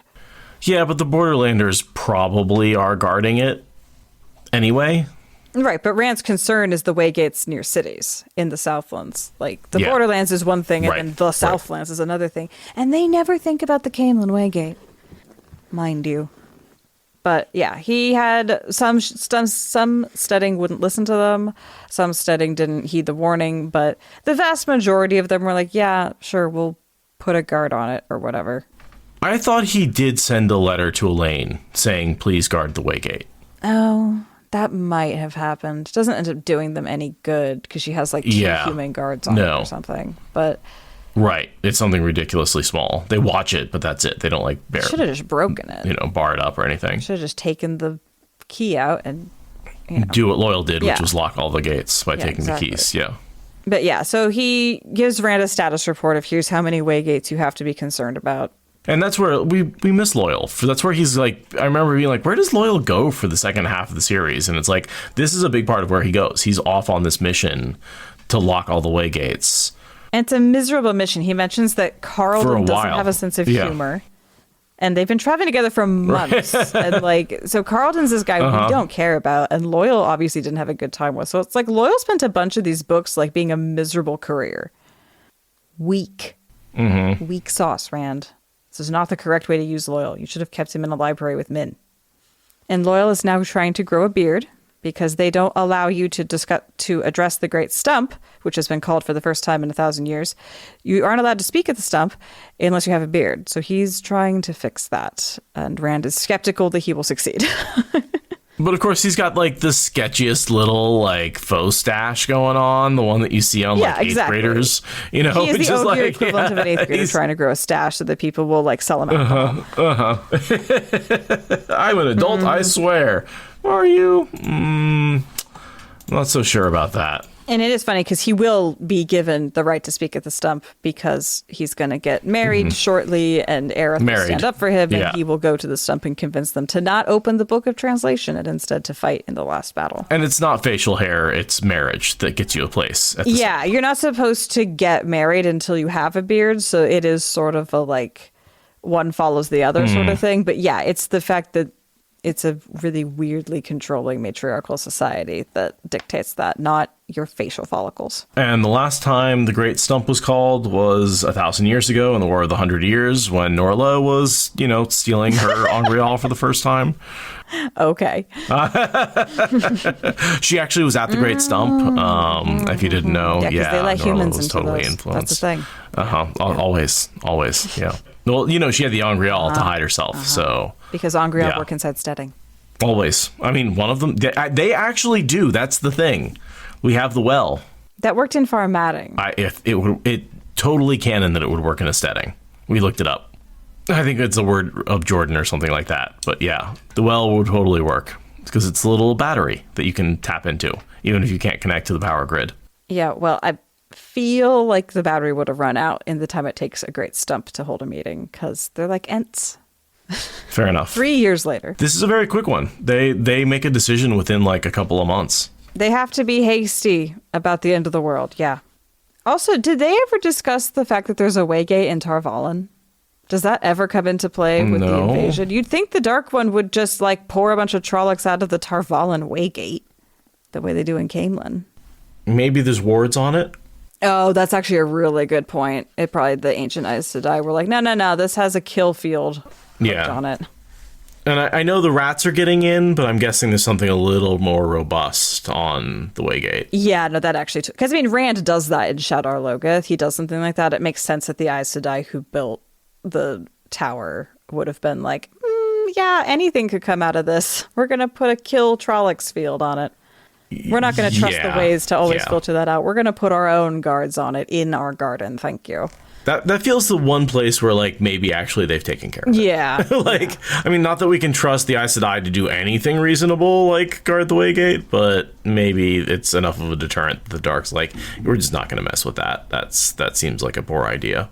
Unlike the Shan Chan. But it just seems like it just would have made sense for that, like, big, huge invasion thing where they punch, Camelin right in the balls. Like, it would have been pretty impactful to do that to Tarvalon on the same night. Maybe they just didn't have the troops. The Dark One not have Infinity troops? It's getting them through the Waygates. You lose a lot. You lose a large percentage of the troops that make it because of Mashadar and the fact they're attracted. The fact that you have to gather those troops on the other side for one big push. It's not like you can just store them up, right? Yeah. All right. Yeah. Yeah. They're just logistics. Sure. Loial's looking pretty rumpled because he's been traveling for a while, camping rough. He's been out of the steading for a while. Out of the steading for, Because didn't they say after like 7 years, you kind of start to see damage? Yeah, I think it was like 5 years is like the safe time to go back. And by 10, you've completely fucked yourself and like you're going to be crippled for life. And I think he was at 3 years when we met him. And so he's at like 5 now. And so it's like, he's pushing 5. And he's had a couple of visits. So it's not like he's, completely been without. He's had a couple of sips of water or whatever. I think if you remember the barrel analogy I did many moons ago. I mean, I can imagine what a barrel analogy might mean. Yeah.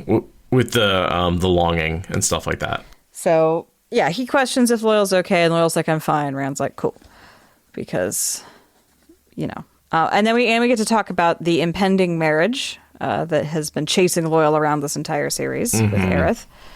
And, we all know that that's going to end really well for him. He thinks it's going to be the end of his freedom. But in fact, Aerith is a rabble-rouser who gets his mom out of his hair once and for all. It's like... Finally somebody on his side, yeah. It's like, Loial, you should have married her the second that you decided you wanted to. Like, this would have spared you so much anxiety. It would have helped you so much.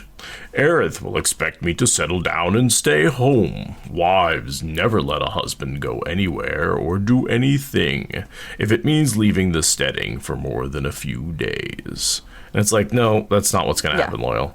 This fear about marriage. And I feel like there's a point there about like this idea of like the fear that marriage is going to ruin your freedom. But if you marry the right person, it can really enable your freedom because they can help you achieve things that you could never do on your own.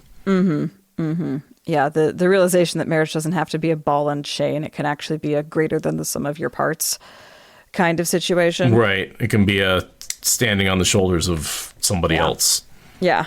Occasionally. There's a dynamo effect when you get the right people together rather than a drag. A push and a pull, a Sidene and a Sidar, opposing forces that make the world go round. I'm just saying there's a theme here. The greatest things are combined when men and women work together. That's when the greatest feats are. Right, yeah. Blah, blah, right, blah, right, yeah. What? Yeah. No, I don't think Jordan had and not to mention you've got Jordan and his editor, Harriet, the woman he married, working together. I mean, that just sort of like meta themes it, right? The two of them really were working together to make this book happen. I love the interaction with Min and Loial, where he's like, "Are you angry, Min?" And she's like, "No, I'm not angry." He's like, "Oh, good." Which I don't get, because he can sense emotions. He doesn't normally take people at their spoken word. He usually takes people at their emotional state. But he takes your word when you say, "Oh, you're not angry with me," or something like that. He's just like, "Oh, okay, whatever." She says, "What makes you think I'm angry?" And he heaves a sigh of relief. It feels like the most emotionally clueless thing, and that makes no sense with it being loyal. Yeah, fair. I don't understand it. Maybe he's scared, so he gives up. Maybe Spadonkle. I don't know. And I also this is not my favorite Min interaction. Fair. Because she's like, oh my God, marriage. I wish Rand would marry me and tell those other biddies to get out of here. Oh my God. And how dare you not be interested in marrying this woman you clearly want to marry? Because every woman fucking has that opinion about all of these unrequited relationships. And it's just like, it's the RJ relationship biases being put in Min's mouth, and I resent it because Min is my favorite. Also, I don't necessarily think she's mostly mad at Loial, so maybe that's why he's able to believe her, is because she's actually mad at Rand for not marrying her yet. Right. And it's only sparked by irritation at Loial being slow to marry Aerith. But what she's actually mad at is Rand. So, I don't know. It's silly. Well, all right, what do you think about this line? He could use Loial if what Olivia had told him about the Sean Chan was true. I highlighted that because I wanted to ask you what the hell that was about. I think it has something to do with the gardeners. That was the best I could figure. That basically the Sean Chan have Ogier in their ranks, and he needs his own Ogier to either interface with them or, help him figure out what's going on socially with them, because he wants to make peace, right? He needs to figure out how to make peace with them, and being able to question Loial and be like, what is going on with these Ogier might be helpful, or will you go talk to these Ogier for me? But knowing what we know about the Sean Chan Ogier, I don't think that matters because they're so loyal to the Empress. Yeah, that was my thought too, is he thought that maybe he could use Loial to talk to the Ogier that are in Sean Chan. And again, I think that this supports that Olivia doesn't know what she's talking about. Olivia knows what she's seen and what she's been told, but she was an object that was brought out to do destruction and then put back in a cupboard. She doesn't actually know the information that Rand needs to effectively interface with the Sean Chan. Right. All she's told them is that there are Ogier among the troops. Right. She has no idea who they are, what they do, what their relationship to the... she just knows that the gardeners are impressive and you don't fuck with them. That's what she knows. That's what I think is happening here, is he's just mining Olivia for what bits of Wikipedia she remembers, and it's not helpful for writing a term paper. We did not discuss the line about the Aes Sedai who wouldn't notice the Dark One's taint sliding down her throat. We didn't even mention that line. No, I missed that line. Where is that? You missed that line? I thought we were being mature people, and I just couldn't resist. It's in the last chapter when they're talking about the taint, and is it clean or not? And I think Katsune thinks about Maurice, about one of the other Aes Sedai, that she's so caught up in the study of it that she wouldn't notice the Dark One's taint sliding down her throat. And I'm just like, Robert Jordan. Wow. Yeah, I highlighted it, and then I was like, no, we're just going to be mature and not address that. And then I just suddenly was seized with the urge to be absolutely ridiculous and bring that back around out of context. I mean, how does a taint slide down your throat? I think it's more of a licking situation. Which, again, Robert Jordan chose the word taint before the colloquialism was perhaps the most well-known. So he didn't mean this as a dirty thing. But sliding down her throat is not a sentence we needed, or not an ending to a sentence we needed with anything in front of it. Mm-hmm. You could have said, under her fingernails, or crawling in her hair, or anything. Right. But with the way that we are now, and the way he ended the sentence, is just... Yeah, that's not an accidental sentence. Yeah. She wouldn't notice something sliding down her throat. Is just that's not dirty. It can't be. Mm-hmm. It can't be. You can't pretend we're not all adult humans. Sorry, Jordan. We know you thought that you were getting that one by everyone, but no, we see you. We see you, sir. Well, he did get it by me. Let's put it that way. I missed it. You're welcome, everyone who managed to miss it until now. And this POV ends with a Lewis Theron creepy quote. I told you to kill them all when you had the chance. Lewis Theron laughed. I told you. Mm-hmm. That's it for the Ashwan. Lewis Theron ranting. Yeah, because Loial's like, are you sure about all this? And Lewis Theron's like, I'm sure. yeah, exactly. Yeah.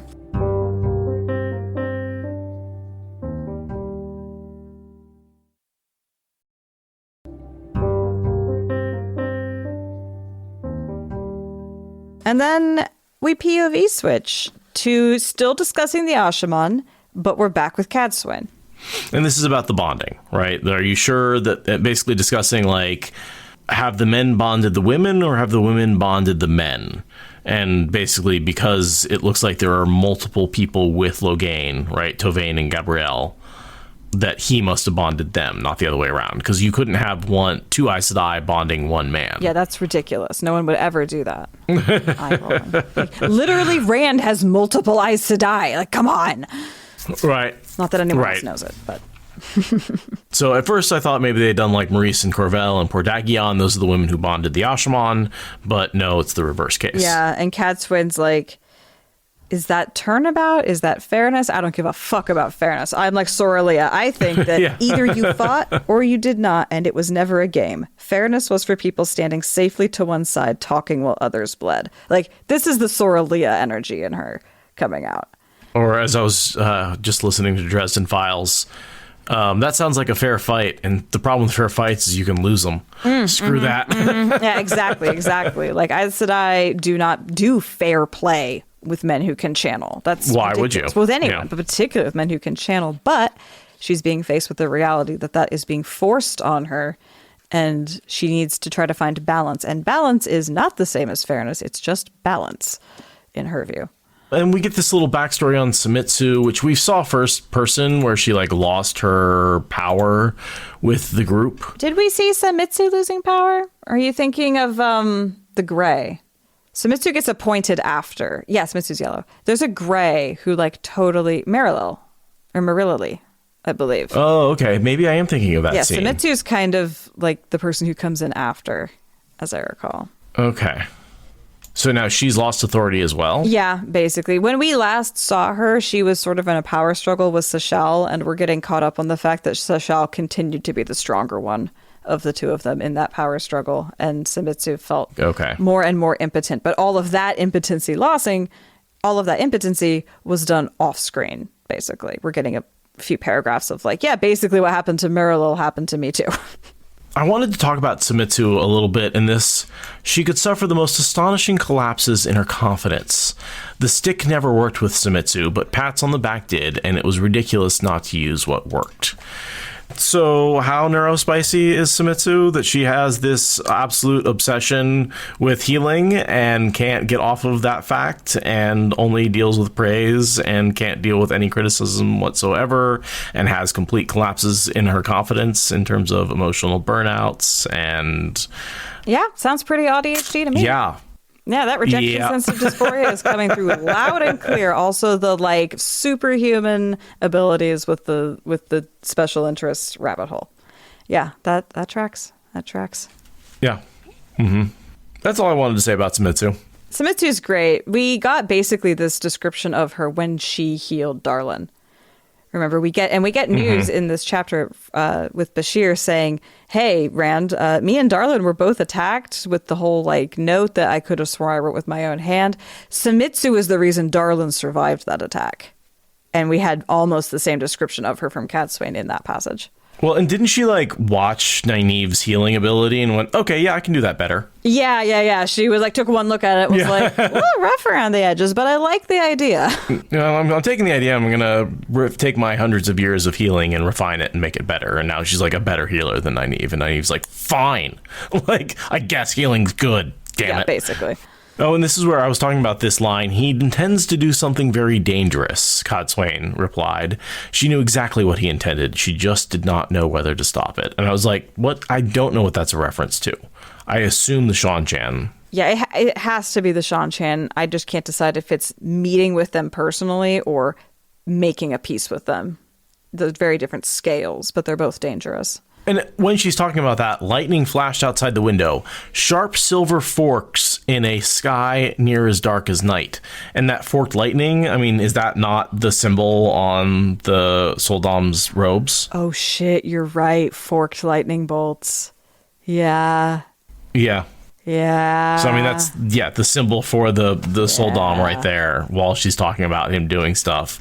I don't think that's an accident. Mm-mm. No. He's also got the silver and black, which is a big part of the intro to Gathering Storm, as the clouds are silver and black. Like, It's starting to happen. Just little flashes here and there. Yeah.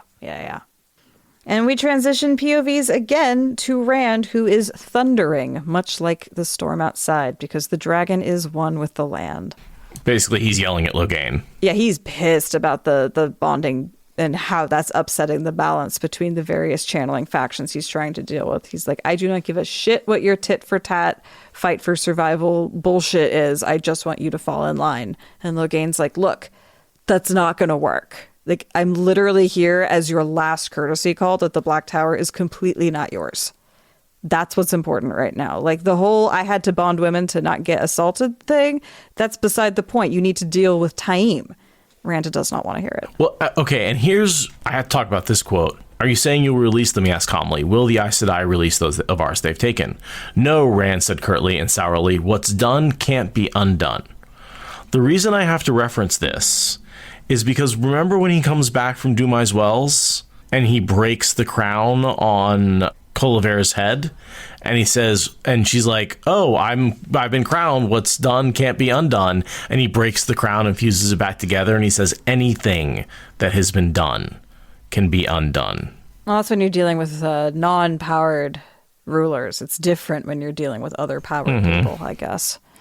I guess, but I just thought that was a fun little, like, almost a mirror of that exact statement. And I have to wonder how much of that, this is him coming back after Dumai's Wells. He's in one opinion that he can do anything, and now I feel like he's in this other opinion where he's like, well, what's inevitable is inevitable, right? Like, I can't change anything anymore. Yeah, he is a little bit more fatalistic at this point. Much more fatalistic. Post Dumai's Wells, he still thought he could fight his way to the end. At this point, he's just allowing it to happen to him. Yeah. So that line really struck me because I was like, didn't he say the exact opposite thing to Colivera? When he was young and hopeful. And young and hopeful. Yeah. 2 months ago. Yeah. Back before he was, upset and angry all the time. Back when he had a good time and, was only Lord of Chaos. That was such a happy guy, I'm just saying, we're building up a lot of evidence that post-cleansing, he is darker, meaner, more hopeless, more Darth Rand than he was pre-cleansing. Because this is the first time we're seeing him post-cleansing. Yeah, and he's way less willing to go to bat for his people, either. Yeah. He's just like, nah, you guys made your bed, you're going to lie in it. I have no interest in affecting it, even though I could. And also, I think... Does he know that he knows that water bonds can be released, right? Oh, yeah, because he suggested that she released Narishma in literally the next line. Yeah. So it's like, literally the bonds can be undone. Like, the hurt can't be undone, right? Like, the betrayal of trust can't be undone. But, like, you could literally release the bonds. Like, what are you talking about, sir? Which, again, it makes me wonder why he's not going to Alana and being like, let me go. Why are you still bonding me? This is ridiculous. Yeah. He's just ignoring that. Ignoring your trauma, I suppose. Yeah, not confronting your assaulter is not the most uncommon thing. But yeah, when he says what's done can't be undone, when it is entirely undoable, is like he doesn't want it to change, or he's not willing to put out the effort. It's not that it's not that he likes the situation. It's that he's unwilling to put out any additional effort at all for his people. Which is why Taim is taking over the Black Tower, and none of the men there have even seen Rand's face at this point.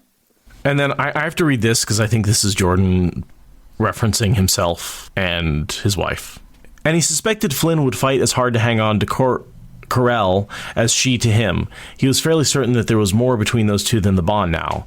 Well, if an Aes Sedai could bond a man who could channel, what was to say a pretty woman could not fix on a gimpy old man? And I think of Jordan, because Jordan was a gimpy old man, right? He had a bum knee, right? And he walked with a cane. Yeah, he did have a very cool cane. The idea that, who's to say a pretty woman couldn't fix on... It's a self-deprecating description of that pairing, but okay.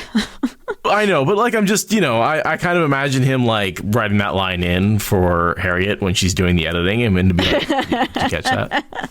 Who's to say a pretty woman can't fix on a gimpy old man? I like that. I like that. Yeah. We get another mention of how Min finds Herodfel's books fascinating, just as a throwaway line. Just as a reminder, she's casually teaching herself like 600 level philosophy, just as a hyper-focused rabbit hole. Just, on the side, in the background. Rand has a throwaway line. I may have to tell off Ashaman for the Aes Sedai to bond until they have as many as you do of them. Right? He's throwing out that hypothetical, which is exactly what ends up happening. Right? That's how he makes amends. He lets them bond, 47 Ashaman to make up the difference? Something like that. Yeah. It's because he knows that Egwene is a sharp bargainer, and Egwene is forced to accept that those terms are incredibly fair, and there's nothing she can argue with them when the petition comes and is presented to them. I think Maurice and Jahar actually are the ones who go and make the offer. The deal, possibly. I know that's when Pavara and Andral get bonded, right? Because Pavara and Andral bond because the Black Tower is actively getting cooed around them. Oh, that's right. But then there is that scene, though, where they step out and he says, here's your 47 men. Oh, because he's already been bonded with Pavara at that point, right? Yeah, I think that's when the remnants of the Black Tower show up. He's like, well, turns out we got 47. Isn't that convenient? But yeah, there's a bunch of embassies and talking back and forth about this hypothetical he throws out. It does end up happening, and we'll see it get mentioned along the way multiple times. I love the sort of angst between Bashir and Logain, because, right, they've fought each other. And so Bashir's like watching him, like pulling out his sword, being like, I'm gonna kill you. Logain's trying to ignore him. It's not as bad as with Taim, because Taim specifically tortured and killed Saldaeans, because Taim is Saldaean. Logain was just a false dragon that had a huge army. Like, it's less personal with Bashir, but it's still like Bashir's a little guard dog, much like Min. He has his hackles go up whenever anyone scary is around. Right. And Logain also refuses to believe that Rand cleansed the Taint. He believes that the Taint magically fixed itself, but he can't believe that a mere mortal like Rand could actually have done that. Only the creator, which I think is a hilarious blind spot. Logain's hubris is preventing him from believing and somebody else could do that. He's like, well, I couldn't have done that, and I could have been the Dragon Reborn. Because he still thinks, he's that like, well, someone had to be the Dragon Reborn, why not me? And it's like, no, that's not how it works. But that's his madness, right? We've talked about that. That's where his madness has corralled itself, is into thinking that he's the main character. Right, and he's not. He's not at all. So clearly, if he couldn't cleanse the source, then only the creator could be more main character than him about that. Exactly. We get the information that Taim has made basically only the Ashaman are his flunkies, and to be an Ashaman, you end up having to be a flunky to get to that level, right? To get the dragon pin. And that's where I think of the dragon pin as being like the mark of the serpent, right? Like, you really do have to be corrupted to get the serpent on your collar. Yeah. But yeah, it's so sad how Rand set up the Black Tower to be a refuge for men and a weapon in the last battle. And now Logain's coming to him saying, no matter what you've done, it's time to turn your eyes to the Black Tower before Taim splits it worse than the White Tower is. If he does, you'll find the larger part is loyal to him, not you. They know him. Most have never even seen you. Like, Rand, you took 2 seconds to fuck that up. Right. And I feel like Rand's like, sure, Logain, you go deal with that for me. He just basically completely abdicates all rights to being the head of the Black Tower to Logain, which, like, again, is going to help Logain's madness spiral reinforce itself, because, like, and this is where his glory aura is going to come from, is the fact that he's going to lead the Black Tower in the Fourth Age. Like, that's what the glory aura is about. It's about what he accomplishes once all these other real dragons and false dragons and all these other assholes are out of the way, and he can finally take his place as the main character he was always meant to be. The Tamerlane. Yeah, he's going to be the first Tamerlane, and he's going to rule at it, both literally and figuratively. I like this line. The creator had made many worlds, watched each flower and die, and gone on to make endless worlds beyond. A gardener did not weep for each blossom that fell. Man, you want to talk about angst and like ennui and like, dude, the creator talked to you in Eye of the World, and he's going to talk to you in Memory of Light. Like, you are not on your own. Yeah, it's beautiful, but so bleak. It's so aimless and nihilistic, and nothing matters. Everything is suffering. Like, it's beautiful in the sense that it gets you broken out of yourself. There's sort of an ego death that has to happen in order to, like, really grok this. it leads up to the veins of gold. We can try again. If nothing means anything, then everything means something. But this is the nothing means anything part of that process. Yeah. And he's got Lewis Theron nodding along, being like, yep, totally. Yeah. Yeah. We were the greater abandoned us. It sucked, man. Like, we have free will and nobody uses it well. Like, this is where Rand and Lewis Theron are sort of coming together to think similar thoughts and agree on things because they're both insane. And also, this is a nadir attitude. This is why Cadsuane wants to teach him laughter and tears again, because this person going into that confrontation with the last battle is not going to save the world. I think it's not even the last battle. I think it's the person in Veins of Gold, right? Like that. Well, that's why the last battle begins or it doesn't at that point. Right, exactly. Right. The wolves are clued into this little precursor thing. But yeah, it's this is not an attitude that saves the world. This says, well, this is just another universe that will fall and come again. Whatever, it's fine. I'm convinced Veins of Gold is the beginning. It is. That's why the wolves make such a big fucking deal out of it. That's why Perrin has to witness it. It's because that's the true battle. Everything else is just follow through. Because it's the only way the Dark One can ever destroy the world is by convincing Rand to do it. And so once he failed to convince Rand to destroy the world, that's it. Game over. But now we have all these armies. We might as well see what happens if we run them together. Well, yeah. I mean, he can make things miserable, but like an army and battle is just another army and another battle. There's always going to be fights. There's always going to be coming back from that. That's not the end of the world. It might be the end of this civilization, but it's not the end of the world. It's not the end of the turning. So then Bashir lets Rand know about the whole, hey, people are trying to steal the seals, and maybe we should be worried about that. He talks about, you have 3 and you say 3 are broken. Maybe Shadow knows what the last is. The last one was the one that Nynaeve was transporting that broke on the way back. Hold on, let me check this. It's the one that Nynaeve found in the Panarch's palace, and it broke on the trip to Saladar. So he doesn't know it broke on that trip. He doesn't know Nynaeve found it, and he doesn't know it broke on that trip. But he's seen the 3 that broke because Moraine pulled them out of the well. Were the first 2, and then the third one. There's one at Eye of the World. She finds a seal and the Horn of Valir and the Dragon Banner. But there's also the one that is on Bail Domon's boat. Yeah, and then Domon has one. That one is present at the end of Great Hunt and gets broken. And then the third one, what's the third one that Rand knows about? There's not one at the boss fight of Dragon Reborn. Well, no, there's one Turok already has, right? Oh, yeah. When Domon shows up with his, Turok sets it next to its exact twin. And those are both broken in the Great Hunt. Really? Moraine finds them broken together, yes. All right. So we break 3 in the first 2 books. We break 3 right off the bat. And then the 4th one is broken because Nynaeve finds it in Nebudar and it breaks on the way back. Tenchiko, but yeah. Tenchiko. Sorry. And then Taim gives Rand one. That's part of how Taim introduces himself. And that's when Rand goes, break it. Yes. One's found in the Great Holding of the Stone of Tyr by Moraine, and one's found in Meridian by Moraine. Which totally makes sense because those are both big stashes. So Rand has the one found in Tyr, the one found in Meridian, and the one Taim gave him. And those are the 3 that he can account for. And then we've talked about the 3 that broke in the first 2 books that he knew about, and then the 4th is the one that Nynaeve found and then broke in her care. So yeah, I wonder if Taim put a location tracker on the seal that he had, and that's how he was able to find him. So that's my assumption. Yeah, that makes sense. And be sure that he was finding the right ones and not decoys. Yeah. I mean, both to give us trust, but really mainly to find the rest. Yeah, I mean, one seal isn't much good if you don't know where the others are, right? If you're a dark friend. And my assumption is Taim got it from Demandred. Because we're assuming that Demandred kind of broke Taim out and made a deal with him and then sent him into the plot. Yeah, that makes sense. And so Demandred would have found it somewhere, somehow, because Demandred.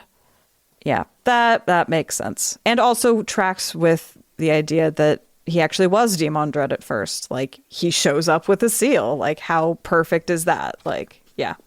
And maybe he found it somewhere in Shara. Who knows? Right, or he just woke up with it lying next to him because reasons. Like, I mean, that's the Eye of the World, or beginning of Great Hunt, sort of. Yeah. Like, the world's weird at that point.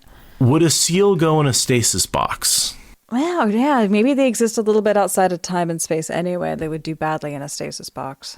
That's what I was thinking. Putting a TARDIS in a TARDIS, it just doesn't work.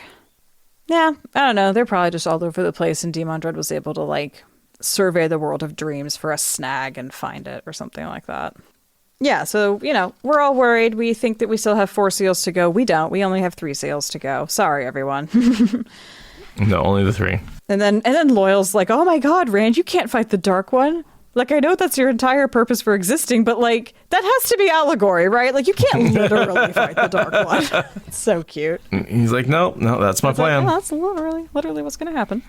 Mm-hmm. It will be a sword fight with all evil and all entropy. Yes, that is how that works. So he says he's sending the 3 of you to arrange a truce with the Shan-Chan. That's Loial, Bashir, and Logain. Yeah, oh, that's why he has Loials, because he figures that if the Gardeners are around the Imperial family, he's going to need a Ogier to be able to make sure that, like, the Imperial family trusts him or something. He somehow thinks that will help with getting to the Imperial family. I don't think it does. I think that the part where a great captain and an Ashaman show up is all they need. A teenage Ogier is not going to be the crown jewel of that arrangement. No, but I can see where he's like, maybe the Shan-Chan have some respect for the Ogier. Sure. Yeah, I can see where Rand is hedging his bets, but I don't think it actually matters in the slightest. Sure. Yeah, I just like the Rand and Bashir thing of, like, if your enemy offers 2 targets, strike at a third. Excellent. Like, art of war management strategy kind of thing. Like, right, because I think the idea is if your enemy gives you 2 targets, they know the outcome and they've got a strategy for either one. They're herding you to one of the other options, and yeah, that implies that they know either way how they want to respond. And so, yeah, you got to do something else. And so his plan, instead of fighting the Shan-Chan, is to make peace with them, which is not going to go over well in the PR department. But it does, you know, get out of the trap that the forces of evil maybe are pointing him towards. Because they want him to fight with the Shan-Chan, because that would weaken him. Mm-hmm. Mm-hmm. It kills humans. Shan-Chan and Rand fighting means that there's less humans to fight the Trollocs. So.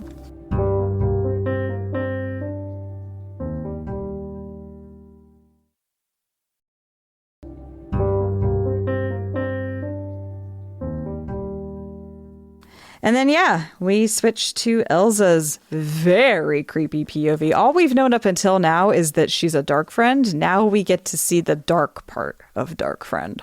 Yeah, this idea that she's convinced everyone that this man is her husband when really he's just a thrall, a slave. He still has agency. He likes killing. You know, he still has the ability to like things like killing.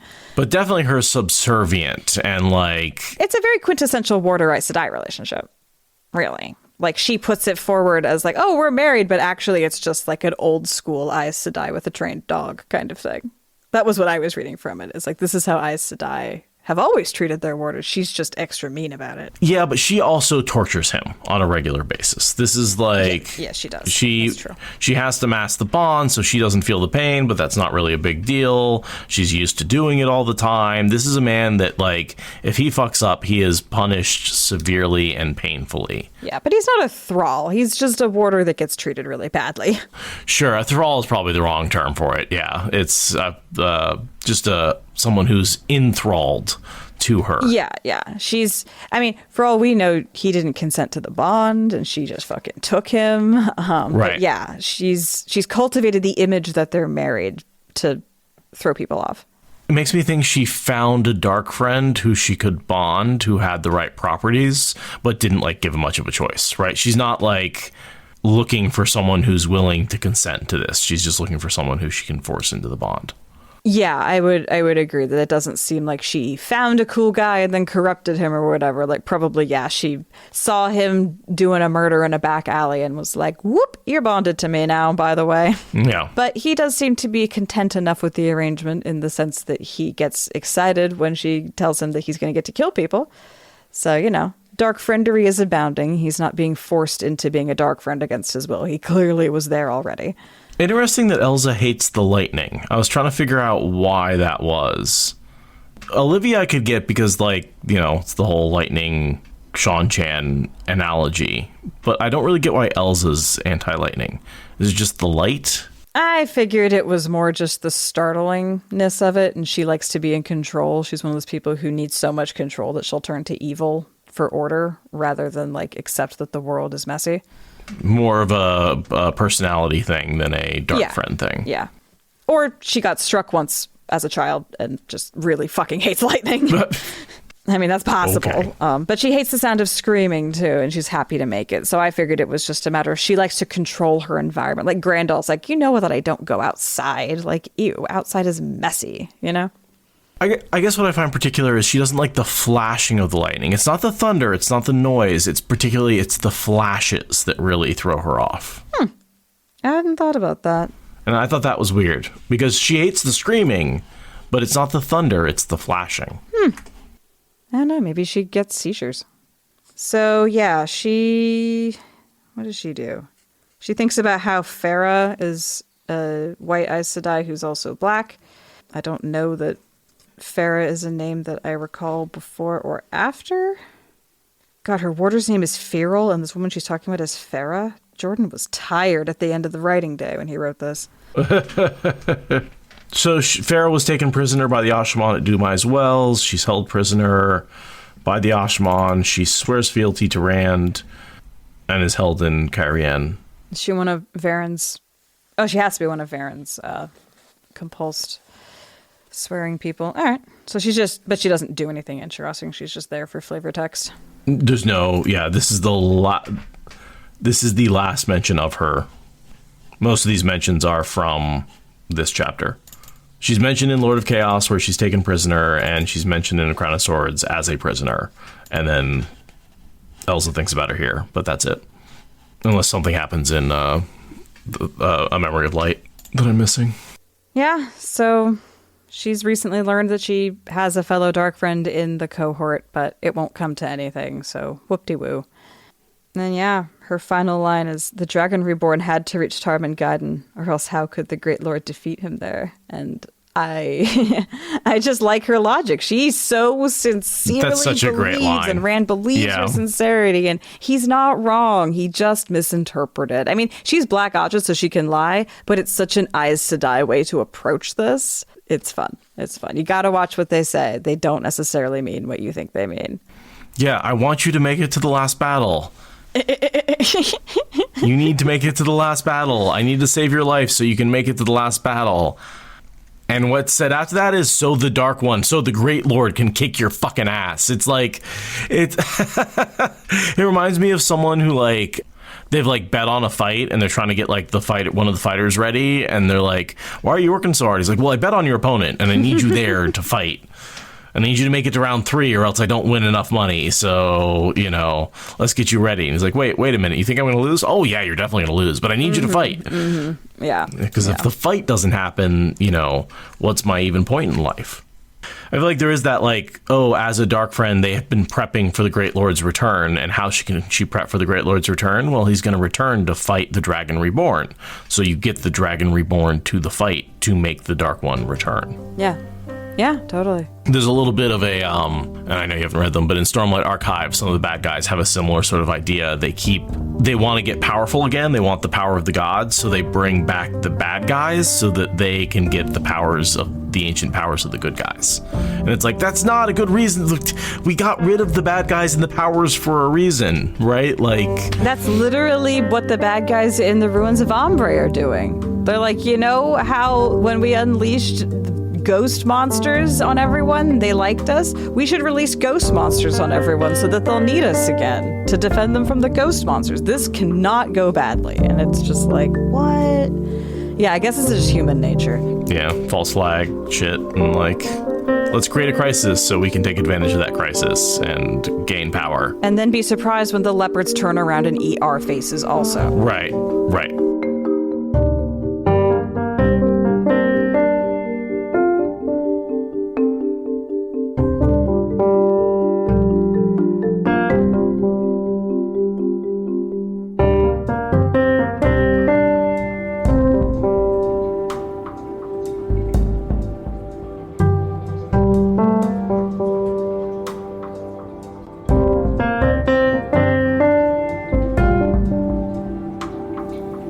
literally getting into what we were going to pregame about. You wanted to talk about a game? Yeah, Baldur's Gate. So it's D&D in a video game in a way that I've seen other video games try and fail at. The character creation, but also the way it's just very plot heavy, and a lot of the roles in the game is actually in the dialogue more so than in the combat. And I really just, it's fun. I'm at that point where I'm just getting into it, but it's capturing me and captivating me. You know, if we were doing obsessions on Tarvalon After Dark, this would be mine right now. Is like, I really think this might be the kind of game that you can play over and over again, and it's different every time, and you're following like sort of different paths as a different person. Well, it was Lesby Nerdy's obsession in this week's Tarvalon After Dark episode. So that, I mean, you two are doing a good job of selling me on it, despite the fact that I'm not a video game person and I do not know about the things, nor do I care, and I have zero time for a new hobby. But this is a pretty solid pitch coming at me in a 1-2 punch like this. Just, you know, save early and save often, because you're going to make a lot of choices and you're going to regret some of them. So imagine playing D&D where you can like remake some of those choices. Well, that sounds not like D&D. In fair. You can also not do that. I've only actually like skipped my choices once when it was like clear I was kind of stuck. But also you can die. And then it's like the combat isn't the Diablo hack and slash. Like every combat is like, make sure you plan well, because they could kill you with the wrong set of circumstances. It's much more like D&D combat, where you actually like need to take 5, 10, 15 minutes to defeat each group.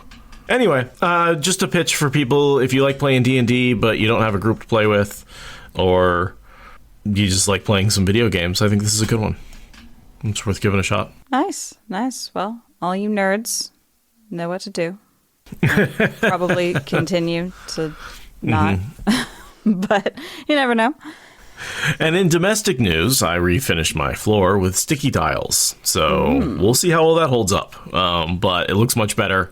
I've seen the before and after pictures. It looks much nicer. Much nicer. The linoleum floor before was stained and gross and was a yellow that didn't match the wall yellow, which is just terrible.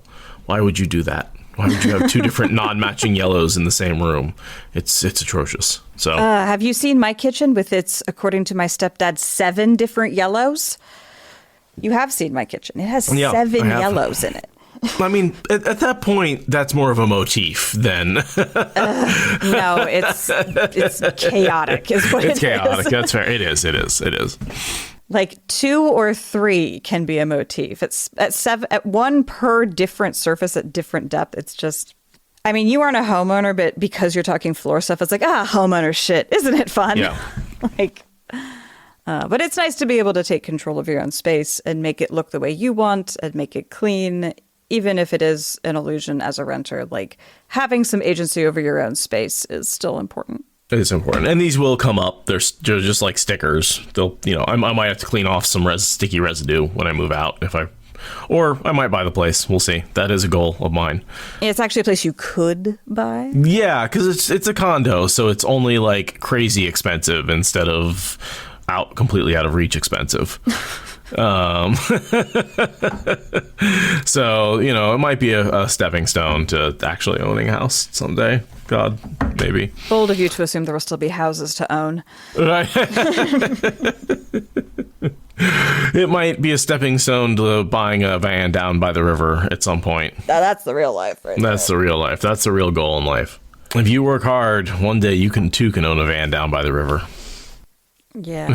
Yeah. I live next to a river where many people seasonally come live in vans because camping, but like the line between camping and transient is sometimes hard to distinguish. And I literally spent a summer one year hitchhiking up and down the coast, basically homeless.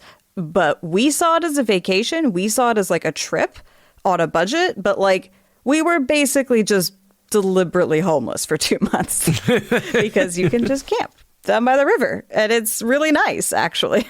There's a certain amount of, I want to say, financial freedom that allows you to, like you can do that because you can go out and buy food. Well, yes. The part where we were on government disability and had money for food was helpful. And we had a home to go back to, right? Yeah. There were people who could bail us out if things got weird. But like the line between camping for fun and camping for survival, like at certain times of year, it's really hard to tell people apart. Which one are they doing? Are they here for fun or not?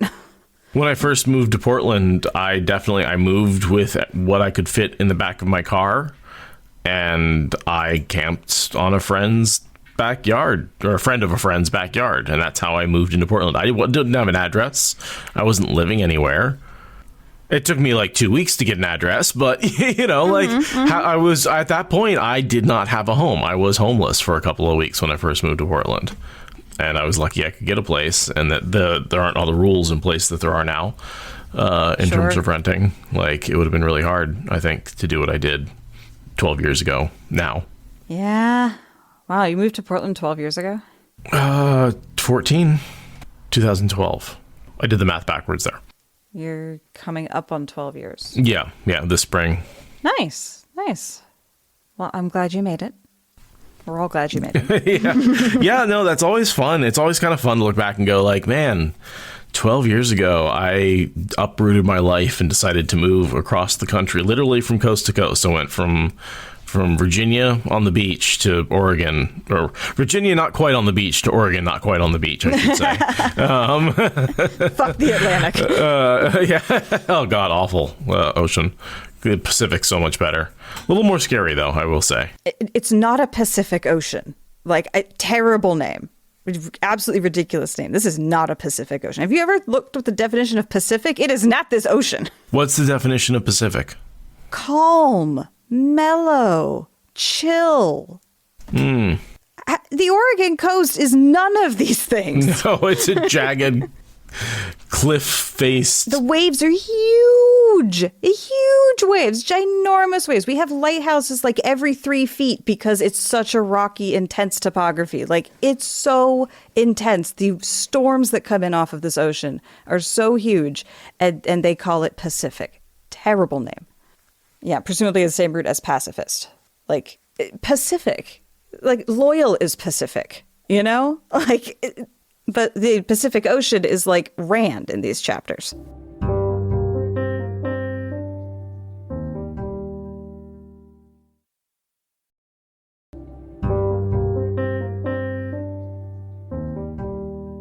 Yeah, you know, the audiobook, it's not the first time chat has suggested that.